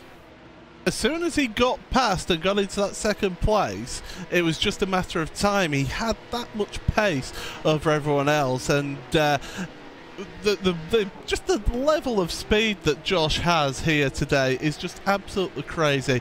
It's great to see, and it's great to appreciate what a talent he is, but it's not over yet. There's still enough a race to go here, and anything can happen around here at Monza. I mean, we just saw what happened on at lap 1 of this event, how there was a big accident, so anything can happen and anyone could get caught up in something like that. Yeah, indeed. So your championship rivals, 1 and 2 in the championship, will be starting 1 and 2 in our feature race. Very quickly, ladies and gentlemen, Porsche would love to hear your thoughts of the 2019 Porsche Esports Supercup, and you can visit go.racespot.tv/Porsche to take part. You'll also get the chance to win exclusive Porsche design headphones worth almost €400. So go to go.racespot.tv/Porsche and give your opinion on the 2019 Porsche Esports Supercup. We're almost ready to go racing in our final race of the season. It is the 30-minute sprint race. Let's have a 30-minute feature race as we have a look at our track conditions. 101 degrees Fahrenheit, 38 degrees Celsius is our track temperature. Wind speeds of about 10 kilometers an hour right now. Humidity remains at 50%, but I'll tell you one thing, it's going to be much, much hotter on track. Let's head it back to your commentators, Paul Smith and Connery Maddock. So here we go then. One more race for 2019. One more feature race, the one that will decide it all here and give us potentially, not confirmed, but potentially, well, it will give us a champion. It's just who will it be? We'll have to wait and see. But the time is up for their warm-up session. We're now ready for the start of this race. Grid, as it was for the finishing results from that sprint race. So it is Josh Rogers and Max BENECKE pull front row of the grid with Jared Filsell, Sebastian Job. He's not out of it in 4th place. Luke Tatela, Hutu, Umashima, Ellis Jr., Sedgwick, Hijla and de Jong. They're your top 12. The rest of your championship coming through the screen there. So, who's it going to be? Who is your choice? It's time to find out here and to decide ourselves who's going to be the first ever Porsche Esports Supercup champion. Drivers get themselves onto the grid then for the final time, and then they'll all be set there to look at the grid, look at the gantry, waiting for that green flag. Revs are rising. Green flag drops. Away we go from the start of this final feature race in the Porsche Esports Supercup. Brilliant launch from Joshua Rogers at the front there. BENECKE having to go a little bit defensive from Jared Filsell as they come into the Rettifilio for the first time. BENECKE though round the inside of Job. Brilliant move to get himself past Filsell. So it's championship 1, 2 and 3. Currently 1, 2 and 3 in this race as they head on through Curva Grande for the first time here in this feature race. And still, well, as Jamie Fluke is putting pressure on behind Job. And also Tatala as well. This side-by-side action going into the chicane. Umashima is one of those involved in that one. Oh, there's a little bit of contact. Sedgwick involved in that one. Still sorting themselves out and still keeping everyone on track. So that's good to see. We're looking back then from the Englishman Jack Sedgwick into Lesmo 2. Behind him is Antoine Higelin for this time being. That's all over 11th and 12th place out of the Lesmo and down into odds the Ascara chicane for the first time. It is Rogers from BENECKE. BENECKE sticking with Rogers and they're pulling out a little bit of a gap between them and Sebastian Job behind them as they're heading out the Ascara chicane for the first time. Everybody's running here so far in this race, which is great to see because we want to see a really good fight towards the end of this championship. Just a queue of cars behind then as they look down the straight going into the Parabolica for the first time in this feature race. But right now Rogers is in the box seat here, 0.4 of a second ahead of BENECKE, but those two trying to pull away from Sebastian Job. Yes, they are. So Rogers leads the first lap here of the final feature race of the season. BENECKE in tow as well as these two cars try to break away at the front of the field. They haven't ditched Job just yet, but Joby makes a mistake in towards the Rettifilio. Here comes Jared Filsell, the Australian now on the outside coming through Curva Grande then. Is he able to keep it there and keep it in contention for the Del Roger? Here comes the challenge for the race lead perhaps as well. You can see it further down the road. BENECKE, he had a look there over Rogers, but he's not going to commit to any move just yet. Onto the brakes, into the Del Roger then. Job still under threat, but he's able to keep it at bay as we see a big stack up coming through there. Everyone getting away cleanly as, well, the second lap here of this feature race seems to have got itself off to a very clean start as well. We have had Tommy Erstgaard go around at the back of your field, I've noticed on timing screen. By the way, timing is available on RaceSpot.tv/timing to keep up to date with everything going on in this race. But it's that battle at the front that we're focusing on right now.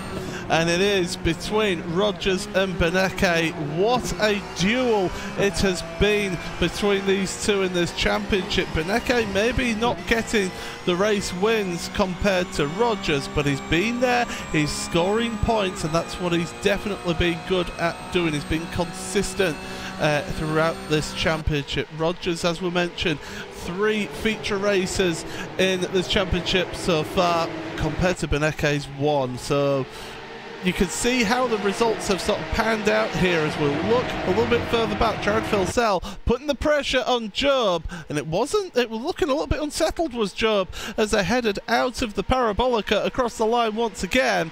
And Filsell in that slipstream really looking to the inside, but he's not making any moves just yet. He's staying in line here. Yeah, Job has to be a bit careful here. He does have a slight bit of damage to the bodywork on the front of his Porsche 911 Cup car, so he's going to be really hurting in terms of the extra drag on that Red Bull Racing Esports car. You can see it's front right damage there on Sebastian Job, so that's going to be hurting them, that is for certain. But now Jared Filsell will look to try to abuse that fact. Perhaps we have a little bit of fighting further back through the field, though. That's Marcus Jensen we're riding on board with now, and well, he's battling up against Graham Carroll, so it is the Dane versus the British driver then for positions just outside of your top 10. Everything seems rather calm, interestingly enough, Paul. Oh, don't say that. Well done. You've just given it the commentator's curse. Yeah, as we head out the Lesmo 2 then. Looking at Gregor Hutu, Jamie Fluke, also Thomas Tatala as well. Jared Filsell and Sebastian Job all together in a queue of cars there. all fighting for third place in this line of traffic. And it only takes one driver to make a mistake or to have to check up, and it ruins the flow of those cars in that queue. And before you know it, you get freight trained if you make a mistake and say run wide or run off track, as Kazuki Mishima now onto the back of this queue. Kevin Ellis Jr. right in front of him. Japan versus Great Britain. Although Kevin won't like me saying that, so the Scotsman in 8th place, then going across the line.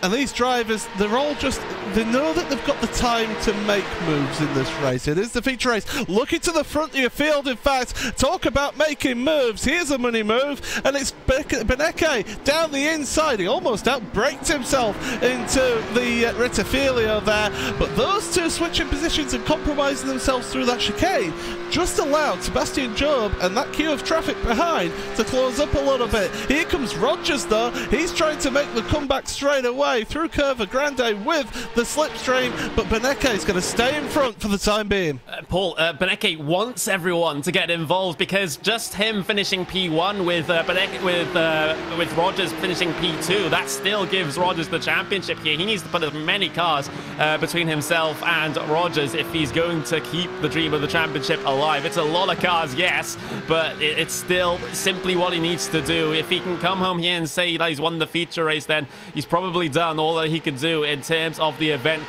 here today. And well, as a result of those guys going side by side, it has achieved the aim of keeping all the other drivers now locked in on the draft of your race leaders. So BENECKE knows exactly what he's doing here. He's like Kimi Räikkönen.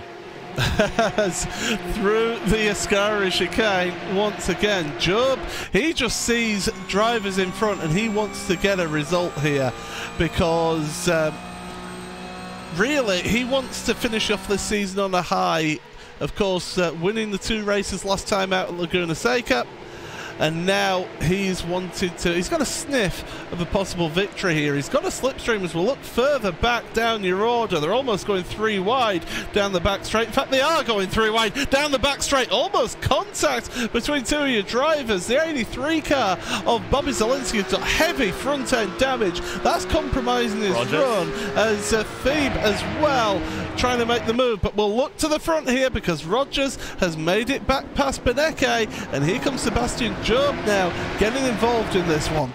Yeah, absolutely. So Job definitely now a threat to your top 2 runners, and well, double slipstream as well coming through Curva Grande. So he's going to be catching up ever faster, ever faster. BENECKE almost right onto the back of Rogers there. Was thinking about giving a love tap to the bumper in towards the Del Roger, deciding against it. You can see how heavy over the curb each and every one of these Porsches are going through there. And well, you just need to find every single sort of 100th of a second possible by doing that. And now through first Lesmo, through the second one as well. You got to be careful with the off tracks here in the most recent batch of iRacing. It's a lot more strict there on the exit of the corner than it once was. And of course, you know, you don't want to be racking up those instants. We do have an instant limit of 25 here today. You go over that limit and you are disqualified from the event. Up in towards Ascari then, BENECKE close as ever. Sebastian Job still in with an opportunity as well. But Rogers, he's so good. He's so damn good coming through the Ascari chicane. And here comes Job as well. Similarly awesome through there. Brings it side by side then with the German of BENECKE in towards Parabolica, and Job, he goes deep on the brakes into here. He's able to secure the position. Rogers, he's loving seeing this in his wing mirrors right now. He's seeing his main championship contenders just fight it out, and he's able to run away with things at the front of the field. BENECKE, look at the waving that Job is doing, trying to break the draft from BENECKE. BENECKE comes back at him, coming down the middle of the pit straight. Across the grid they will go. BENECKE has to get himself back in line though, and get back onto the brakes for the first turn. So a big fracas there, but it results in Job being P2 now.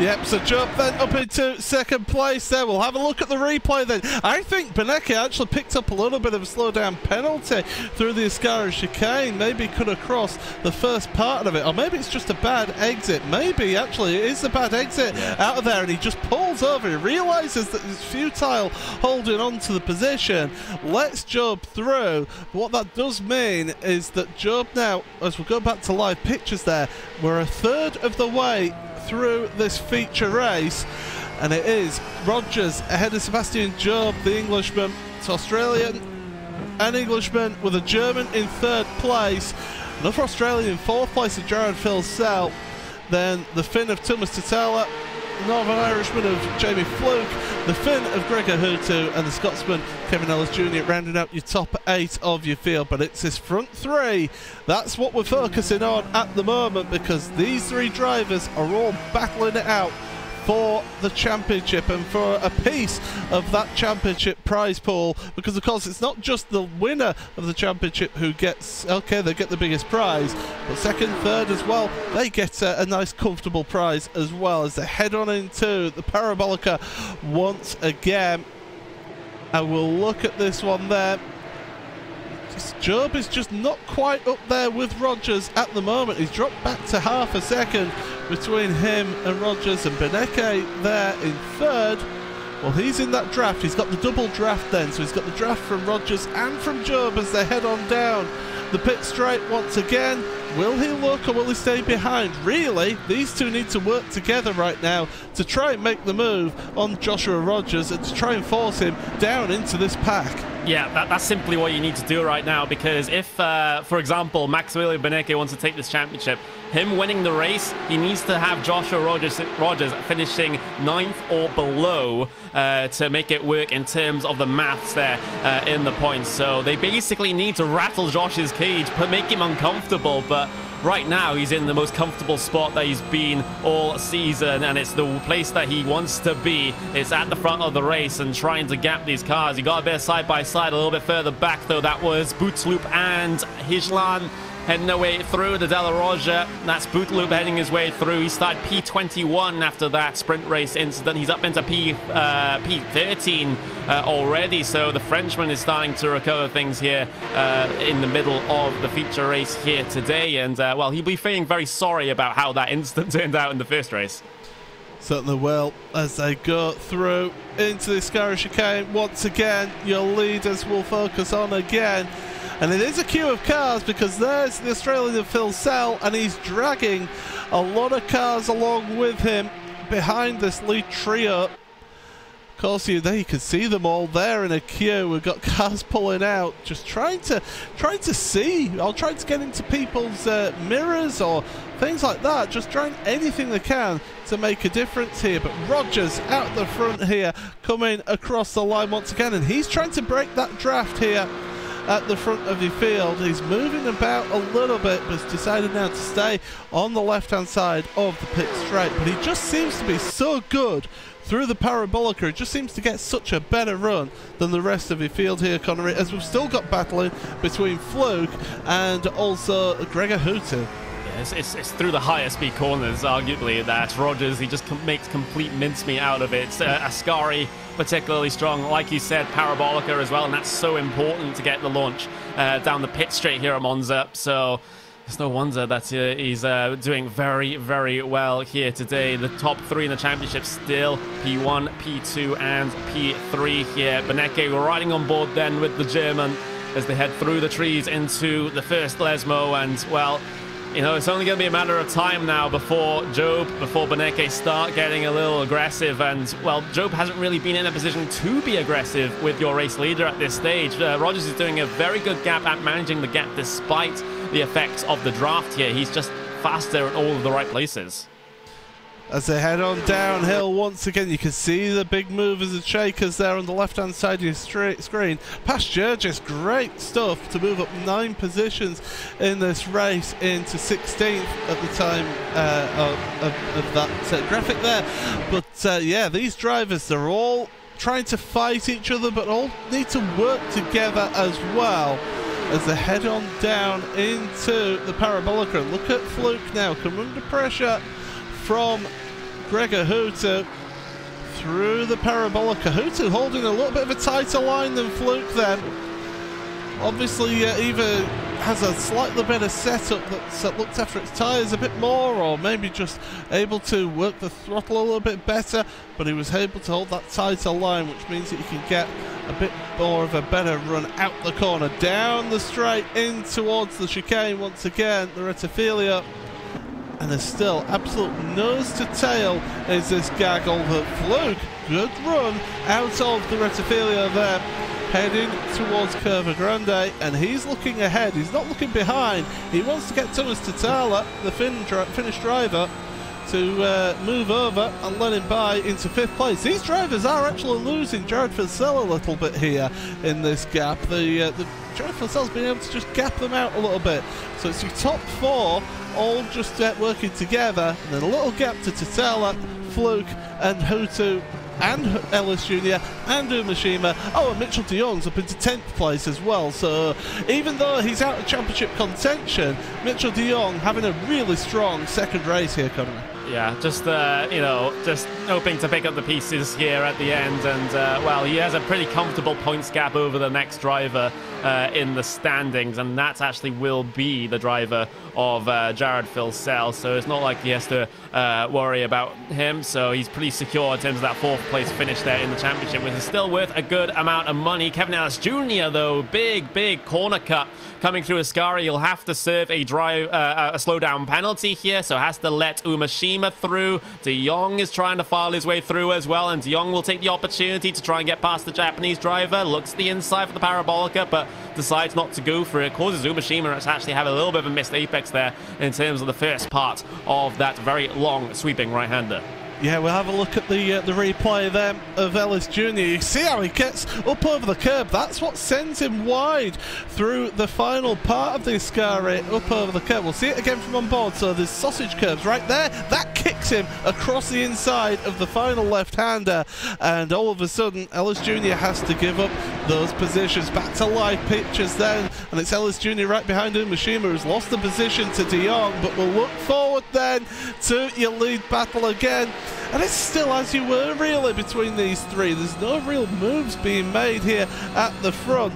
Job is trying to show his nose now to Rogers. Maybe he's been looking after his tyres a little bit, looking after the car, and now starting to push on and put the pressure on Josh Rogers at the front of the field. But Rogers has been at the front from the start of this race. He did lose the position for a lap to Max BENECKE in this one, but he then moved back in front. He stayed there in the lead, but Job, BENECKE and Filsell there as well, all together as they go down the hill, plunge downhill underneath the banking, the old oval circuit, uphill once again into Ascari, up over the curbs. You can attack these curbs a lot, and you can see how Rogers, look at the different line that he's taking, and look at the speed that he carries through the Ascari chicane. This is one of the points where he has such an advantage over everywhere else. He's got the Ascari absolutely nailed down, and with the corner that he's got nailed down is this one right here, the parabolica. He just seems to be able to carry just that little bit more speed compared to the rest of his field once again on the exit. Yeah, he gets us such a good launch off of these corners. You know, he's leaving Job and BENECKE in his dust, basically, you know, coming down on towards these straights. And now they're going to bunch up once again, coming into the first chicane. BENECKE from long range, not going to go for it. It did force Job to go slightly defensive there, down into the braking zone. So he was definitely thinking that that might be a possibility, but BENECKE still playing it passive at this stage of the race. You do have Jared Filsell just on the outside looking in on this one as well, so definitely don't count him out of things. And well, he's not in the championship, but he still wants that money for finishing on the podium, right? Well, yeah, don't forget these drivers that finish on the podium in each race get prize money, $1,000 for the winner of each of the feature races, $400 for second and $200 for third place. So still these drivers could be earning some handy pocket money in this race as they go through the Lesmos once again. Hutu putting the pressure on Jamie Fluke further back in 6th and 7th positions, the Northern Irishman and the Finnish driver down underneath the banking once again, up, and they will go into the Ascari chicane once again. Don't forget, with just about a third of the race to go here, that Porsche would like to hear your views on the 2019 Porsche Esports Supercup.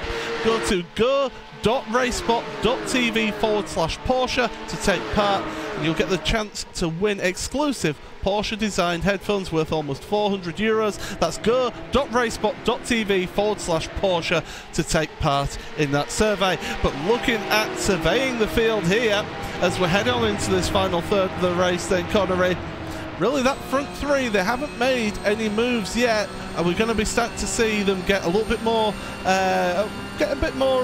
ambitious towards the end of the race here. I mean, when you're coming into the final couple of laps of the final race of the season, you know, that does a funny thing to some drivers, let me tell you that. So there will be, when it comes to those final couple of laps, there'll be no holds barred, that is for certain, between these three right at the front of the field. Still have all to play for in terms of the podium money. Of course, the championship money is looking relatively securely. Joshua Rogers is at this point. There's a big battle, though, further back. Fluke and Hutu getting so close into the Della Roja. Fluke able to work his way, defended there in towards the Della Roja chicane. Mitchell de Jong having a look as well, and that just allows Umashima to get himself involved into the first Lesmo. He goes, able to squeak that Burst Esports car ahead to the Japanese driver, so that's one gains there from Umashima. He's well, he had a strong sprint race, he's having a relatively strong feature race as well. Yeah, big moment there for Jamie Fluke on the exit of the second Lesmo. You saw him just landing a bit squirrely onto the gravel, but down towards the Ascari chicane once again. De Jong losing out that position to Umashima as they come through, and here we'll get another look from on board with Jamie Fluke, so you can see how through the first Lesmo, that one's fine. It's this one here that gets a little bit more uncomfortable, doesn't get his line right, runs it out wide, all of a sudden, oof, just a little twitch on the wheel. It looked more dramatic from off board, but still, it would have been a high mouth moment. De Jong making a move to the inside of Umashima then, so the American versus the Japanese driver as they go through the exit of the Parabolica. Once again, Umashima forced out wide there, and that's going to allow Kevin Ellis Jr. to make a move. But speaking of making moves, look at that race lead then. It is Job going to move to the head of the field, ahead of Joshua Rogers into the Rettifilio, and Rogers now loses that position. Has Job just looked after his car, looked after his tyres, and then decided that now is the time to pounce and to make the move. But he's 0.3 of a second ahead. But I tell you what, the gloves are going to be off here, because here now comes BENECKE. Here now comes Phil Sell. Oh, there's Twitch! Contact. Big moment! And contact between the two of them. Job runs wide. Rogers walks wide. Here, BENECKE is through into the lead. They'll have a slowdown penalty, the pair of them.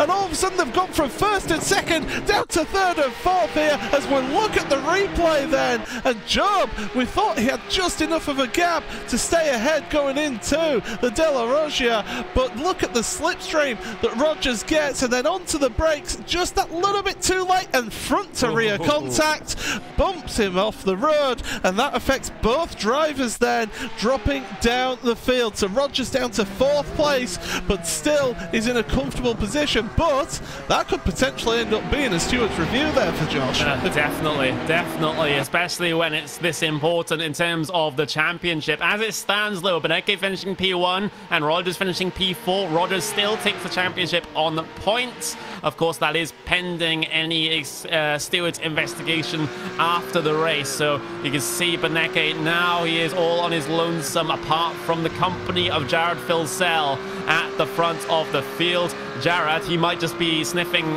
basically $1,000 here if he's lucky, because, you know, when you're in this position, you don't care about anyone else's championship. He's going to go for the move down the inside, coming in towards the Rettifilio. BENECKE is not going to defend it all that much. Filsell through to the race lead.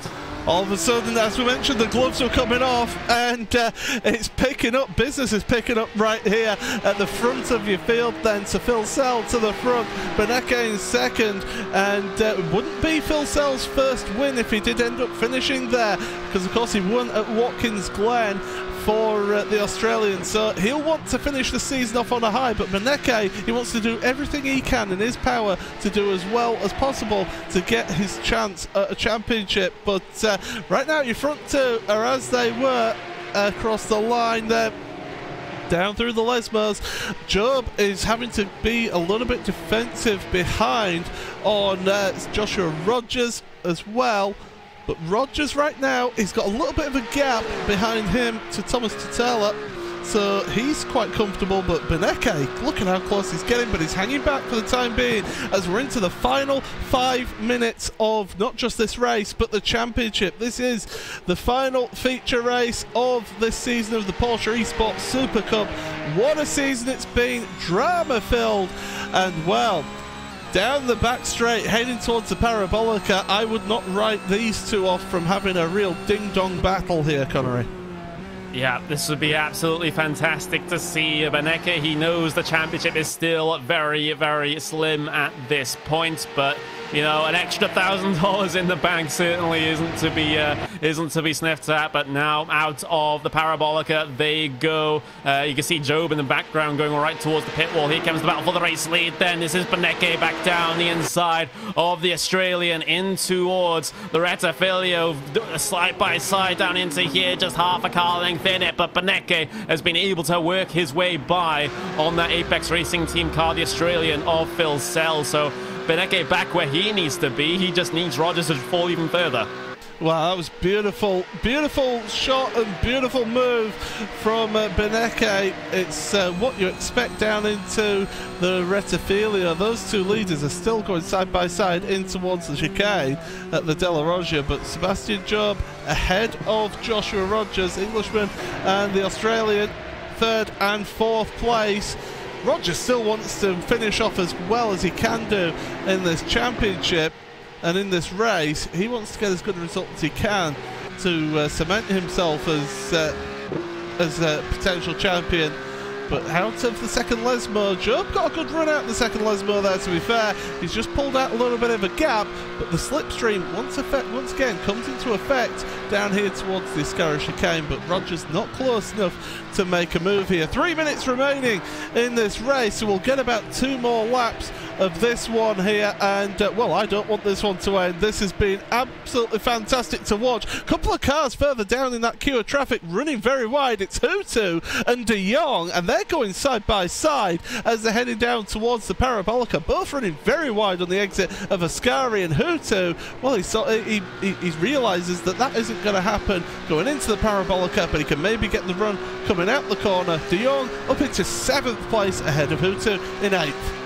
Yep, Hutu looking strong. Here comes the move for the race lead once again. Phil Sell drivers left-hand side coming down the pit straight. Yet another swap of position for these two, maybe. Down in towards the chicane they go. Phil Sell's gone very, very deep on the brakes. Lock up there on that front right tyre, but he's able to slip his way through regardless of that fact. So BENECKE now back down to P2. These leaders have been swapping positions what seems like every single lap here. BENECKE's not done. There's the opening up on the inside there of Curva Grande. It's the outside line has to be taken into the Della Roggia. BENECKE, he backs out of it though. He knows how dangerous going side by side through turn 4 and 5 is. But look at who's been brought into this battle now. Sebastian Job is here. He wants a piece of this action now. Josh Rogers must be absolutely loving this right now, because these two battle at the front has brought the rest of the field to the lead battle, and all of a sudden we have got a 10-car queue for the lead of this race here. What a fantastic demonstration of what the series is all about. Great action as always here in the Porsche Esports Super Cup. And BENECKE, he's looking into the Ascari chicane. He's not giving this one up. He wants the win desperately to finish off the season on a high. Through the Ascari chicane they go for the penultimate time. They're going to have the white flag come out at the start of the next lap, and BENECKE now is lining him up. He wants to get by Phil Sell. You can see him get closer, but it won't happen at this point. It's going to be on the exit of the Parabolica now. start of your final lap of the championship. 4 drivers together here for the race lead. 3 of them championship contenders. BENECKE looking to the outside early on here. He wants to make this move and try and do it around the outside into Rettifilio. Here comes Sebastian Job looking to the inside. Can he make the move? No, he won't. BENECKE is up into the lead. Job is trying to get into second place. Will he make it work? Yes, he will. He forces Philsell wide. Here comes Rogers now, side by side with the Australian. 2 Australians side by side now for 3rd place on the podium. What is going to happen between the 2 of these? Because Rogers got a good run out the corner, but Philsell has got the slipstream. He's holding the defensive line. He's now trying to attack Sebastian Job here into the Della Roggia for the final time. BENECKE, Job, Philsell, Rogers. Then there's Tatala, Fluke, De Jong, Hutu, Umashima and Kevin Ellis Jr. all the way down the field. In fact, Umashima's lost a position there. But what a final lap this is proving to be. And we're only halfway around here as we head on out of the second Lesmo now. What can these drivers do? BENECKE, he's got to hope and pray that he gets a brilliant run through the Ascari chicane to try and give himself as much of a gap as possible heading into the Parabolica. He needs the lap of the gods right here as they head on through the Ascari chicane, but Job is there with him. He's right on the tail of that Porsche in front of him. It's the German versus the Englishman as they're heading towards the end of this race.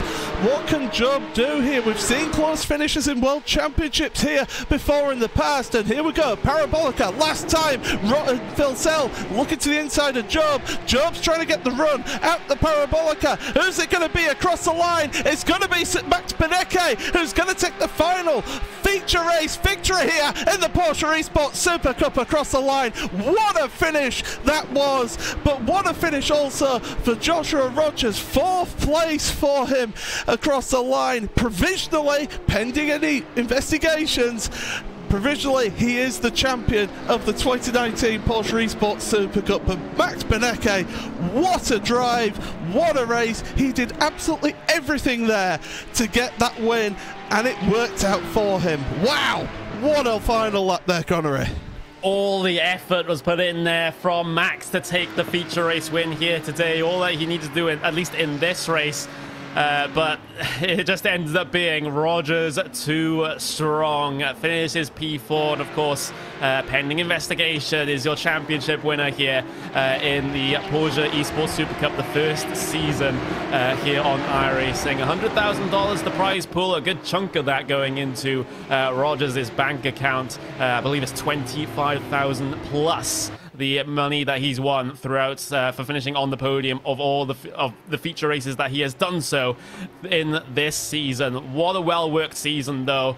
It's been absolutely awesome to see these drivers at the level that they're at, and it just provides a fantastic show. You can't say anything more than that. Well, I've got my breath back after that final lap, but we'll be able to give you your final standings very shortly here. But what a championship this has been, and what a glorious way to finish off the championship with one of the most iconic circuits in the world, Monza, and brilliant, close action between all of these drivers. But there we go. Let's bring up your race results then here for the final time of the final feature race of the 2019 Porsche Esports Super Cup, and it is Max BENECKE who wins this one by 1/10 of a second across the line ahead of Sebastian Job. Jared Philsell 3rd place ahead of Joshua Rogers in 4th, so 2 Australians 3rd and 4th place. Jamie Fluke started in 5th, finished in 5th ahead of Mitchell De Jong with a great recovery drive from Mitchell. Gregor Hutu 7th ahead of Thomas Tatala. Kevin Ellis Jr., the Scotsman, and Jack Sedgwick round out your top 10. Then Kazuki Umashima dropped down your order into 11th place ahead of Jeremy Bootloop 12th. David Williams very close to Bootloop, and also Martin Kroenke across the line in 14th. Graham Carroll 15th ahead of Marcus Jensen 16th. Alejandro Sanchez, Pachels Georgis, Ricardo Castroledo and Jan Verges round out your top 20. Then the final finishers in this one: Alexander Thie, Bill Harpala, Bobby Zelensky, and Antoine Higelard finished a minute down the field, and then one lap down Niels Koch, and one driver did not finish, and that is Tommy Østgaard. Wow. Wow. What a final round of the championship we have just witnessed. It had everything here today. We had, of course, a big crash in race number 1. We had ourselves a battle between BENECKE and Rogers during the sprint race. We then had ourselves the battles going on in terms of the feature. We had the controversy, the moment when Rogers and Job came together down at the second chicane, and then we had ourselves Max BENECKE taking himself the victory. This event has truly had everything today, and what a fitting end to the 2019 Porsche Esports Super Cup final. And I did say to the guys before we went on air, we need to remember that all of these results are provisional, pending stewards' inquiries after the event. And well, there might yet be some drama to come in the stewards' room after that incident between Rogers and Sebastian Job down at the second chicane.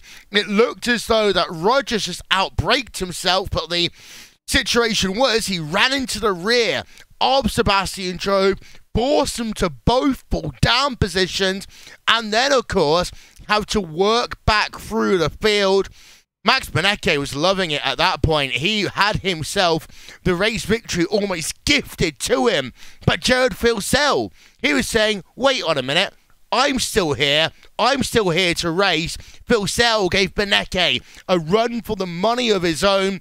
Those two fighting allowed it to be a 10-car train at the end of this event. And well, Paul, we talk about having ourselves epic races. This has been an epic race meeting. If we do get another season of this, I want this to be the ending of the championship once again. You always get great racing here at Monza, and when you've got these cars, these Porsche 911 GT3 Cup cars, all working together, they're so close on the setups that you end up with that really close action. As I called it in the commentary, the top 10 were all in a queue of traffic on the start of that last lap. Great stuff to watch there. High drama. It's just fantastic. I'm lost for words. It was brilliant.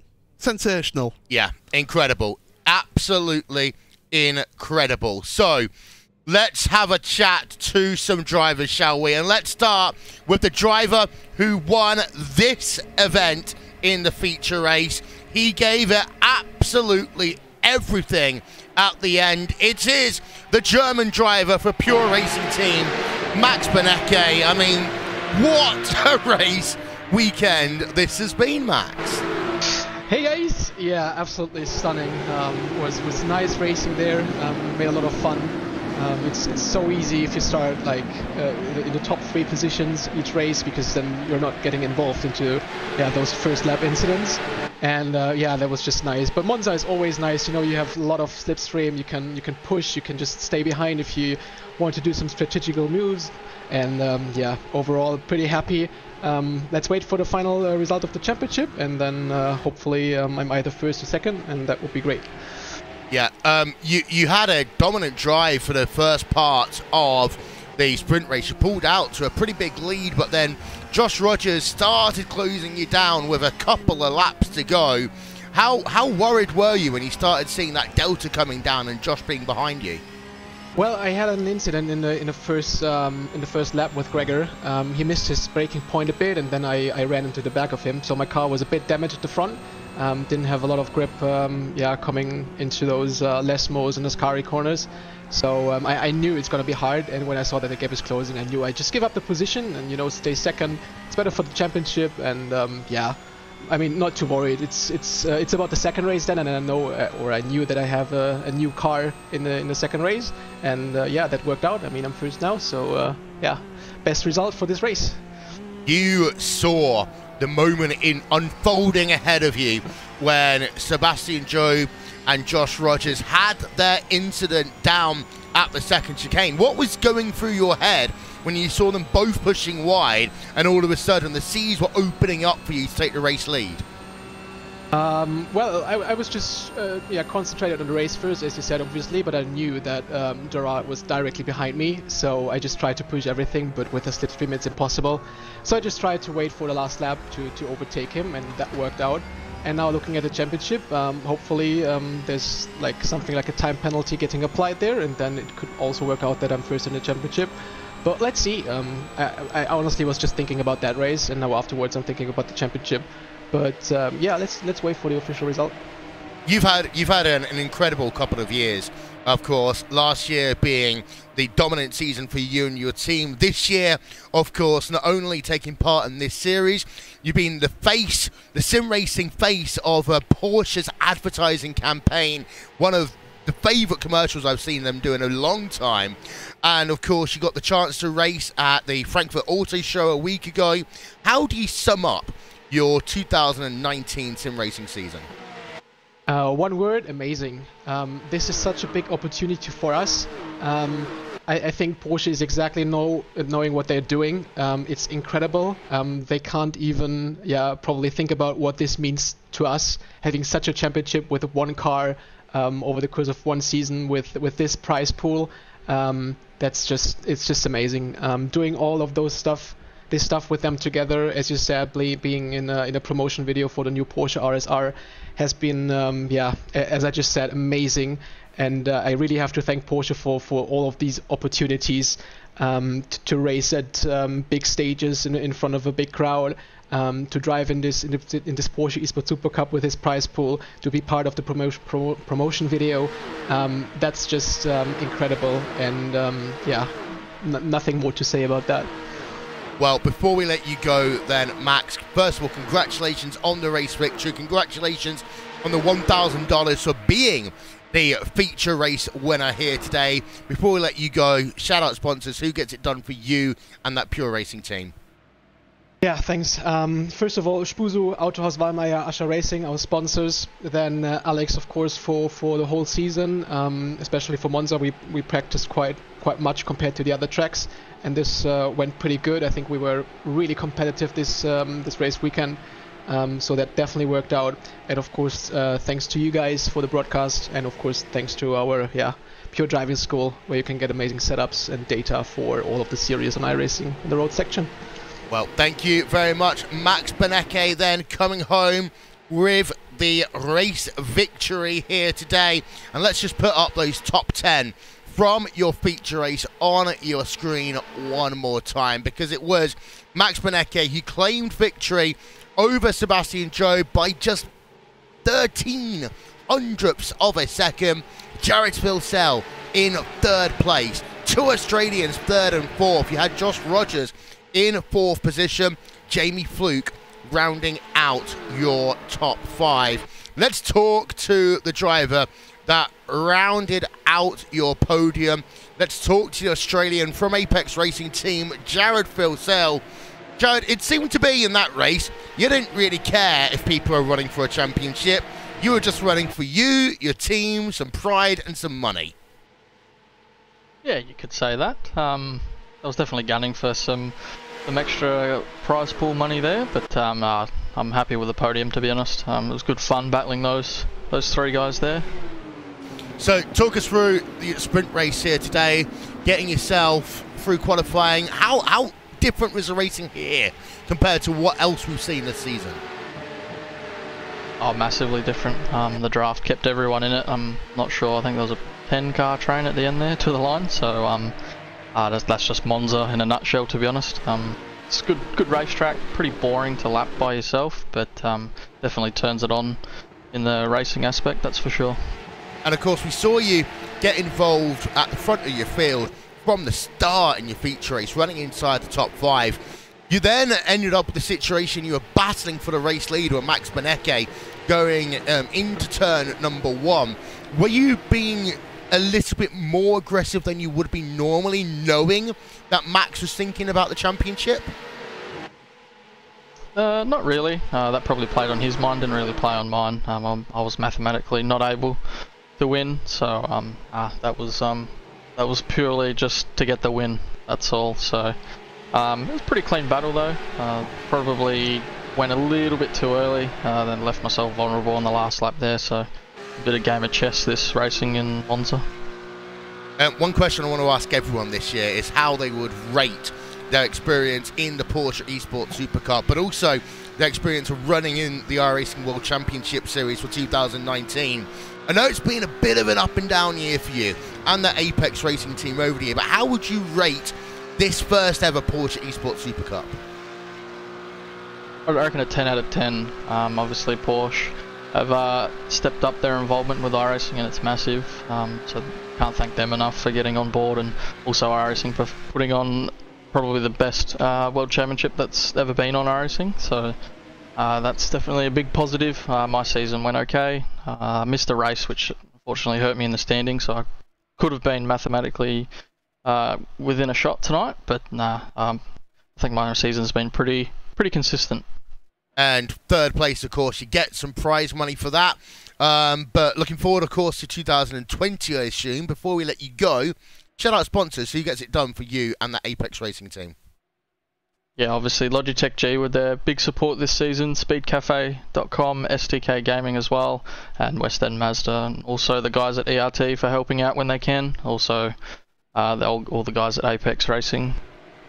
Well, thank you very much. Jared Filsell coming home third place here today in the final round of the Porsche Esports Supercup. And I'm going to bring in Paul very quickly as we talk about our podium. That's one thing I love when you've got championship weekends. The fact that you've got drivers who have to think about the championship. And I think you called it perfectly. That moment when Filsell went to the inside into turn number 1, you saw BENECKE thinking in championship mode. But then you've also got other drivers. There are 40 drivers that were eligible for this series for a reason, because they all deserve to fight for every position at any point in any race. Yeah, absolutely. And we've shown that all the way through this season, what these drivers fight for and what they've been putting themselves through in this championship. And it's that little bit of a rock and hard place moment for somebody who's in contention for winning the championship, when you've got somebody who has nothing really to lose. Throwing one down the inside of you, you're thinking, do I defend it or do I just get the points? But at the end of the day, you can't really change how you've been driving all year just for a final race, because more times than often when that happens, drivers end up losing championships because they change how they drive towards the end of the season. So it was very good driving from Max to be able to think that way, but also to get the win. But Jared, brilliant drive as always. He puts on a great show for us, if nothing else. Yeah, indeed. So let's talk then to one more driver. In fact, we've got two more drivers to talk to.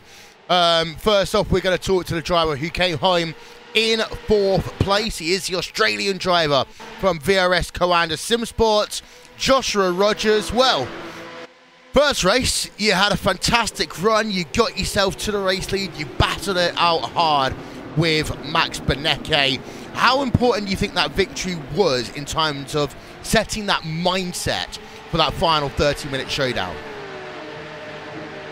Yeah, hey guys. I mean, I think it was, to be honest, it was crucial. Being able to start off pole as well for the main race, due to the grid at Monza, it's staggered, so even if you don't get the best of starts, usually you can still hold on to position. And I, at least for me personally, I felt a little bit more comfortable being in the clear air. So for me, winning that first race was really important, especially for me mentally, I suppose. You know, and it really helped in the championship as well. It was those extra 10 points that made that last race just a little bit easier on me mentally. Yeah. Race number 2, you had yourself, you had BENECKE, you had Seb in the top 3 for the majority of the event. So your championship rivals were right around you.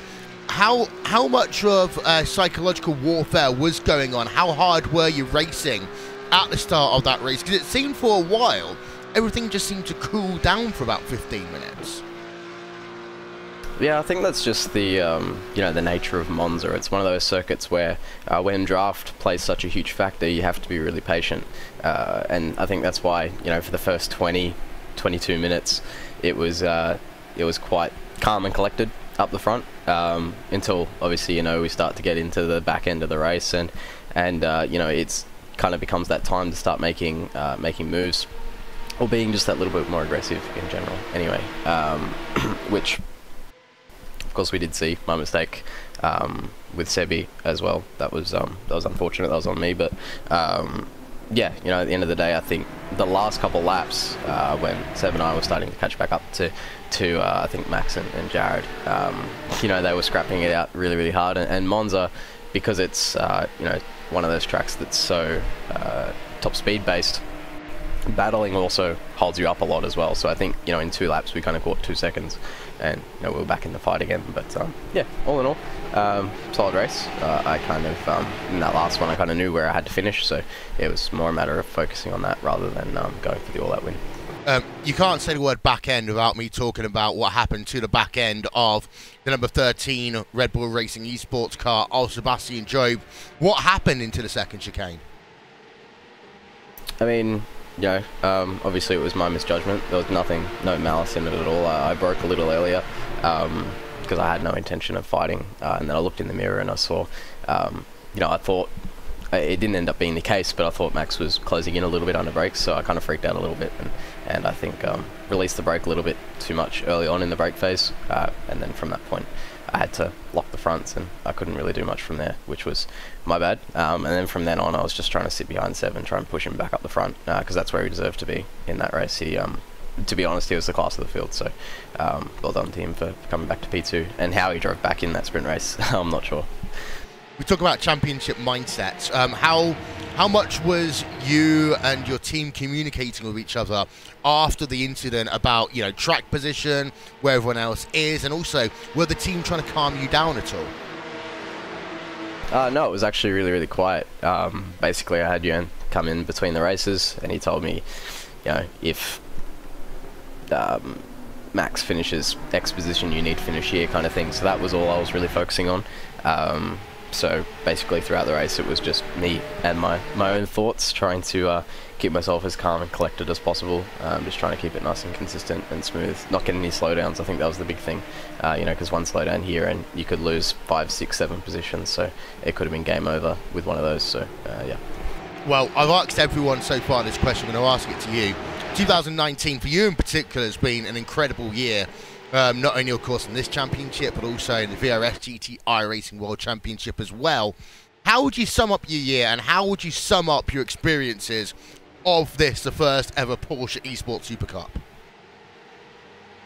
Well, I think, like most people are going to agree, you know, last year, the announcement of this series was a little bit of a surprise, but at the end of the day, I think, I'm sorry, it's brilliant that Porsche has come on board with iRacing for this year, and you know, I think they've created a really, really great series that really showcases their cup car, you know, in iRacing, and I feel like this is probably one of the most realistic cars to drive in iRacing as well, and at least watching it from the outside, you know, it looks brilliant too. So you know, obviously it was great to have them on board, and throughout the whole season, obviously, I mean, for me it's been an up and down year, but all in all, I think I can walk away from this season as a whole with you know, my head held high, and I think you know, overall it's been a brilliant experience, and I can't wait to do it all again next year. Well, before we let you go, Josh, shout outs, sponsors, who gets it done for you and that VRS Commander Sim Sports team?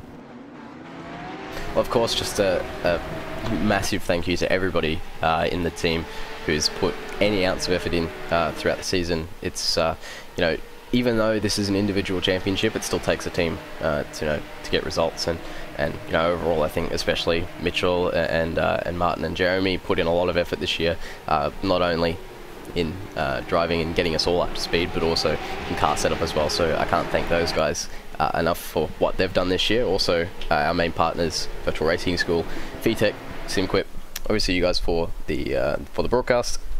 And yeah, like I said, I can't wait to do it again.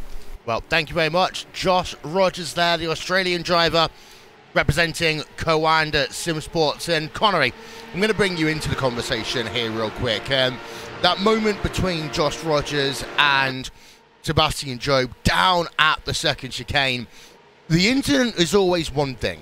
I always say it's how drivers recover from incidents like that, especially in high pressure situations like this. That is a difference between championship level drivers and almost championship level drivers.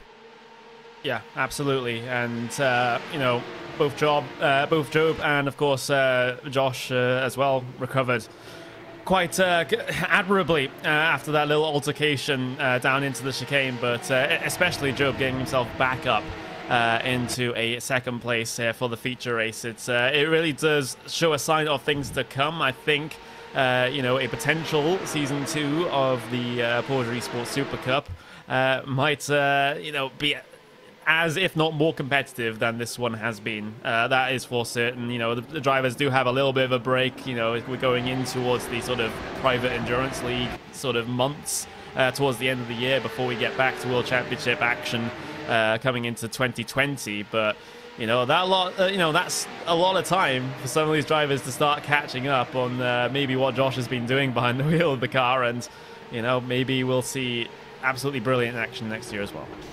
There's a reminder of the top 10 up on your screen. Max BENECKE claimed victory by 14 hundredths of a second, technically, over Sebastian Job. Jared Filsell in third, Josh Rogers fourth, Jamie Fluke in fifth, Mitchell de Jong in sixth place, Gregor Hutu seventh, Thomas Tattler in eighth, Kevin Ellis Jr. in ninth, and Jack Sedgwick in 10th. I will come back to Mitchell de Jong in a couple of moments' time, because first of all, I do want to have a chat with the driver who came second place in the event, Sebastian Job. Seb, it's been overall a good weekend for you. However, of course, there's that moment down at the second chicane.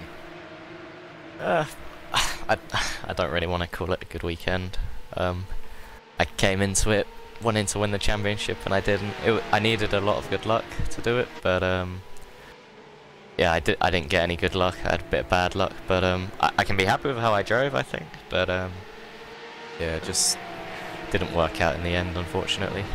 Well, talk us through your race weekend from qualifying and that first sprint race, because it looked as though you had quite a bit of speed coming into it, but of course the way the reverse grid and everything works, did that compromise you at all? Yeah, I was in qualifying. I'd practiced doing the lap at the last second possible so that I could try and qualify in 8th and get the pole, but I kind of screwed it up a bit and I think I got 6th.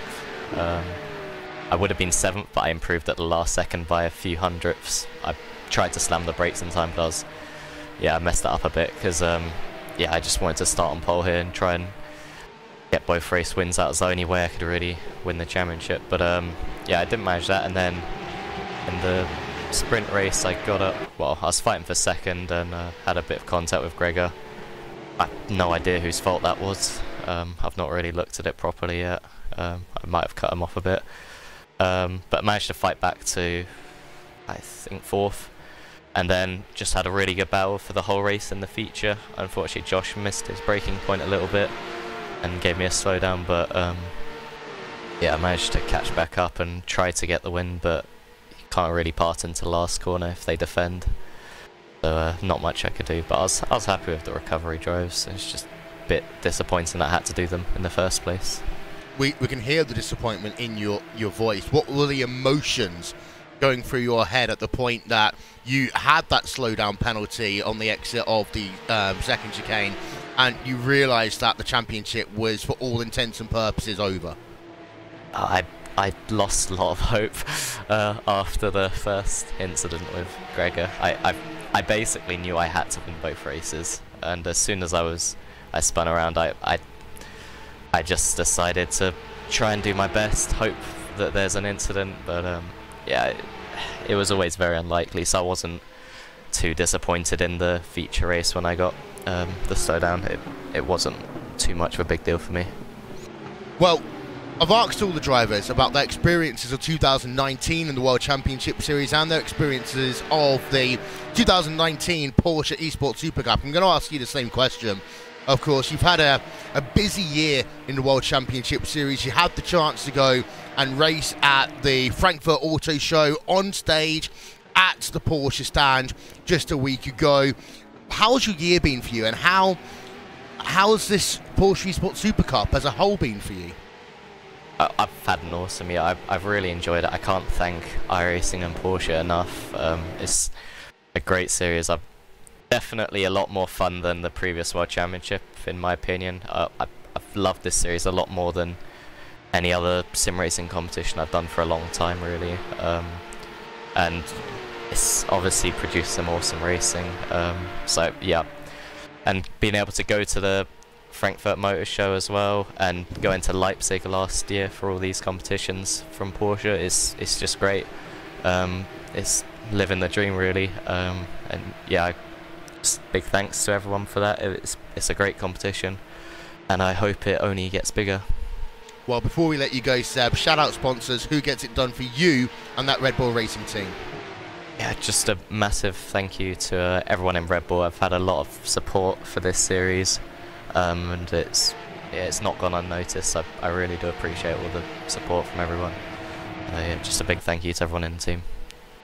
Well, thank you very much, Sebastian Job, there for Red Bull Racing Esports. And, well, Paul, you've been in this situation before. Not, of course, as big as this Porsche Esports Supercup, but you've been in this position before where you've lost out on a championship in the last round. You can see, you can hear the disappointment in Sebastian's voice, but I think what I take away from that is that these drivers care about this series that much. Absolutely. I mean, okay, it wasn't at this kind of level, the championship that I lost, but to lose out at the last race, it is heartbreaking, and you do put all of your effort into this. You know, the amount of time that these drivers will have spent on this championship to try and be the best that they can, and to just lose out in the final two races, it is heartbreaking. But I like to, in the cold light of day, once all the emotions are gone, I think Seb can really look back at this championship and be really proud of what he's done here in this series, because he's put the fight to the championship all the way through, and he's not made things easy for people. And to win two events, both sprint race and feature race at both Silverstone and last time out at Laguna Seca, just shows the level of competitiveness that Seb has in this championship. So he can be proud of what he's achieved this season, but it will hurt for the time being. Gonna pull up this graphic, and this is the provisional standings after all of our competition in 2019. This is, of course, subject to any Stewards inquiry and also telemetry review, which has been done all season long, and I'm going to come back to that in a minute as well. But Josh Rogers, 978 points.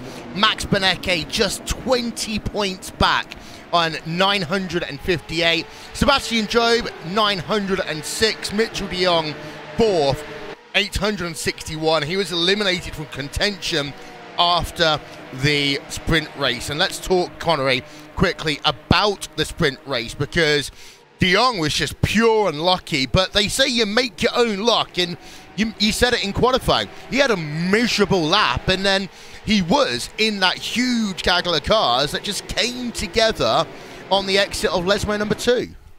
Yeah, it was so unfortunate, but for Mitchell, he was throughout, coming into this race, he was on the outside looking in. I said it at the top of the broadcast where you know, he basically has to have the apocalypse happening in front of him if he's going to take the championship here today. And, well, you know, apocalypses don't happen that often, shall I say. So, you know, it shouldn't really be surprising here for Mitchell. Maybe he could have climbed 1 or 2 more spots, maybe into a P2, maybe into P3. That would have been a much more likely situation for him. But I think for now, Mitchell, solid 4th place in the championship. Going to have to be looking to that, of course, that iRacing Rallycross World Championship, which I no doubt he's put his name forward for as well. So that would be interesting to see him in more of his home environment, I suppose. But yeah, he's got a lot of other things to focus on right now, and he can just put this one behind him. Yeah, indeed so. So they are your top 4. And the reason I say, Paul, provisional is because it is, of course, there may well be a stewards review after the Josh Rogers, Sebastian Job incident. I'm not trying to stir a pot. There very well might be. All incidents are reviewed by the guys, the stewards over at iRacing. But also, it's one thing that we haven't really talked about all season, but it is good for us to quickly touch upon it. The fact that all drivers have to submit their telemetry after the race. So this is Porsche and iRacing doing exactly the same thing as you'd have to do in a normal motorsports event. Subject yourself to post-race scrutineering. Yep, absolutely. And one driver this season who did fall foul of that was Jack Sedgwick, of course. Earlier on in this season, got really good results at it was at Mossport, but because of the way that the telemetry data was provided, it wasn't in the manner that was asked for and stated in the regulations. So he was excluded from the sprint race and feature race of that particular round of the championship. So you are under the same scrutiny that the racers in the Porsche Supercup or in the Porsche Carrera Cup throughout the world, they're under as well. So yeah, there's no hiding place in this series, and we do have to wait for those for the stewards' inquiry to be done, and also for that data to be checked. Yeah, and that will come out on Tuesday, so make sure you check iRacing and Porsche's social media feeds for that one. It's almost time for us to wrap up the season. I mean, what a season. What a 12 months, Paul. It has been since I had to tell you that we were going to an event in Germany, and I couldn't tell you what it was for, when we went over to Leipzig, and it was one of the biggest secrets I had to keep. The announcement of the Porsche Esports Supercup, announced at Leipzig less than 12 months ago. We've had the qualifying series, we've had 10 races, plus the first ever esports day at one of the world's biggest auto shows, the Frankfurt Auto Show, live from the Porsche stand. I mean, you can't ask for much else from a car manufacturer, especially with the pedigree of Porsche, to come in and enter esports in this way. I mean, you look at it, December was when we went over for that event at Leipzig. I never imagined in a month of Sundays that I would have been going out to a Porsche factory and being involved in such an event like that. I ended up working in race control, of course, for that particular event. And then having the announcement made on that Saturday of the Porsche Esports Supercup, of the qualification of drivers trying to get in, we saw how fiercely that was contended as well. And then you look at the championship itself that we had here. The level of competition all the way through this season has absolutely been magnificent. And as I've pointed out to a couple of people on the YouTube chat, qualifying today, 1st to 24th, was covered by 7/10 of a second. That's it. And that shows the level of competition that we were dealing with here in this championship all the way through the season. It's been magnificent to commentate on. Yeah, and Conor, let's get rid of the maybes. Let's get rid of the hopefullys. Let's say it's coming back in 2020. It's going to be the second season of the Porsche Esports Supercup. I mean, if we had a wish list of things we would love from Porsche, we kind of ticked them all off already. I don't know what my wish list would be, to be honest.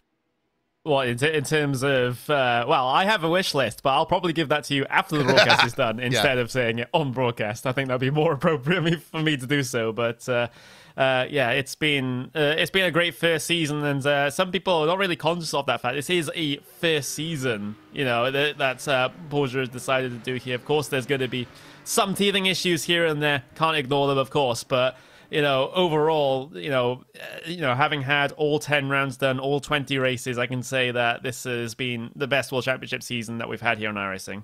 Yeah, and with that, it is time for us to say a lot of thank yous. First of all, as ever, to our friends over TrackCams22.com, as well as our friends at ATVO and Wern Design.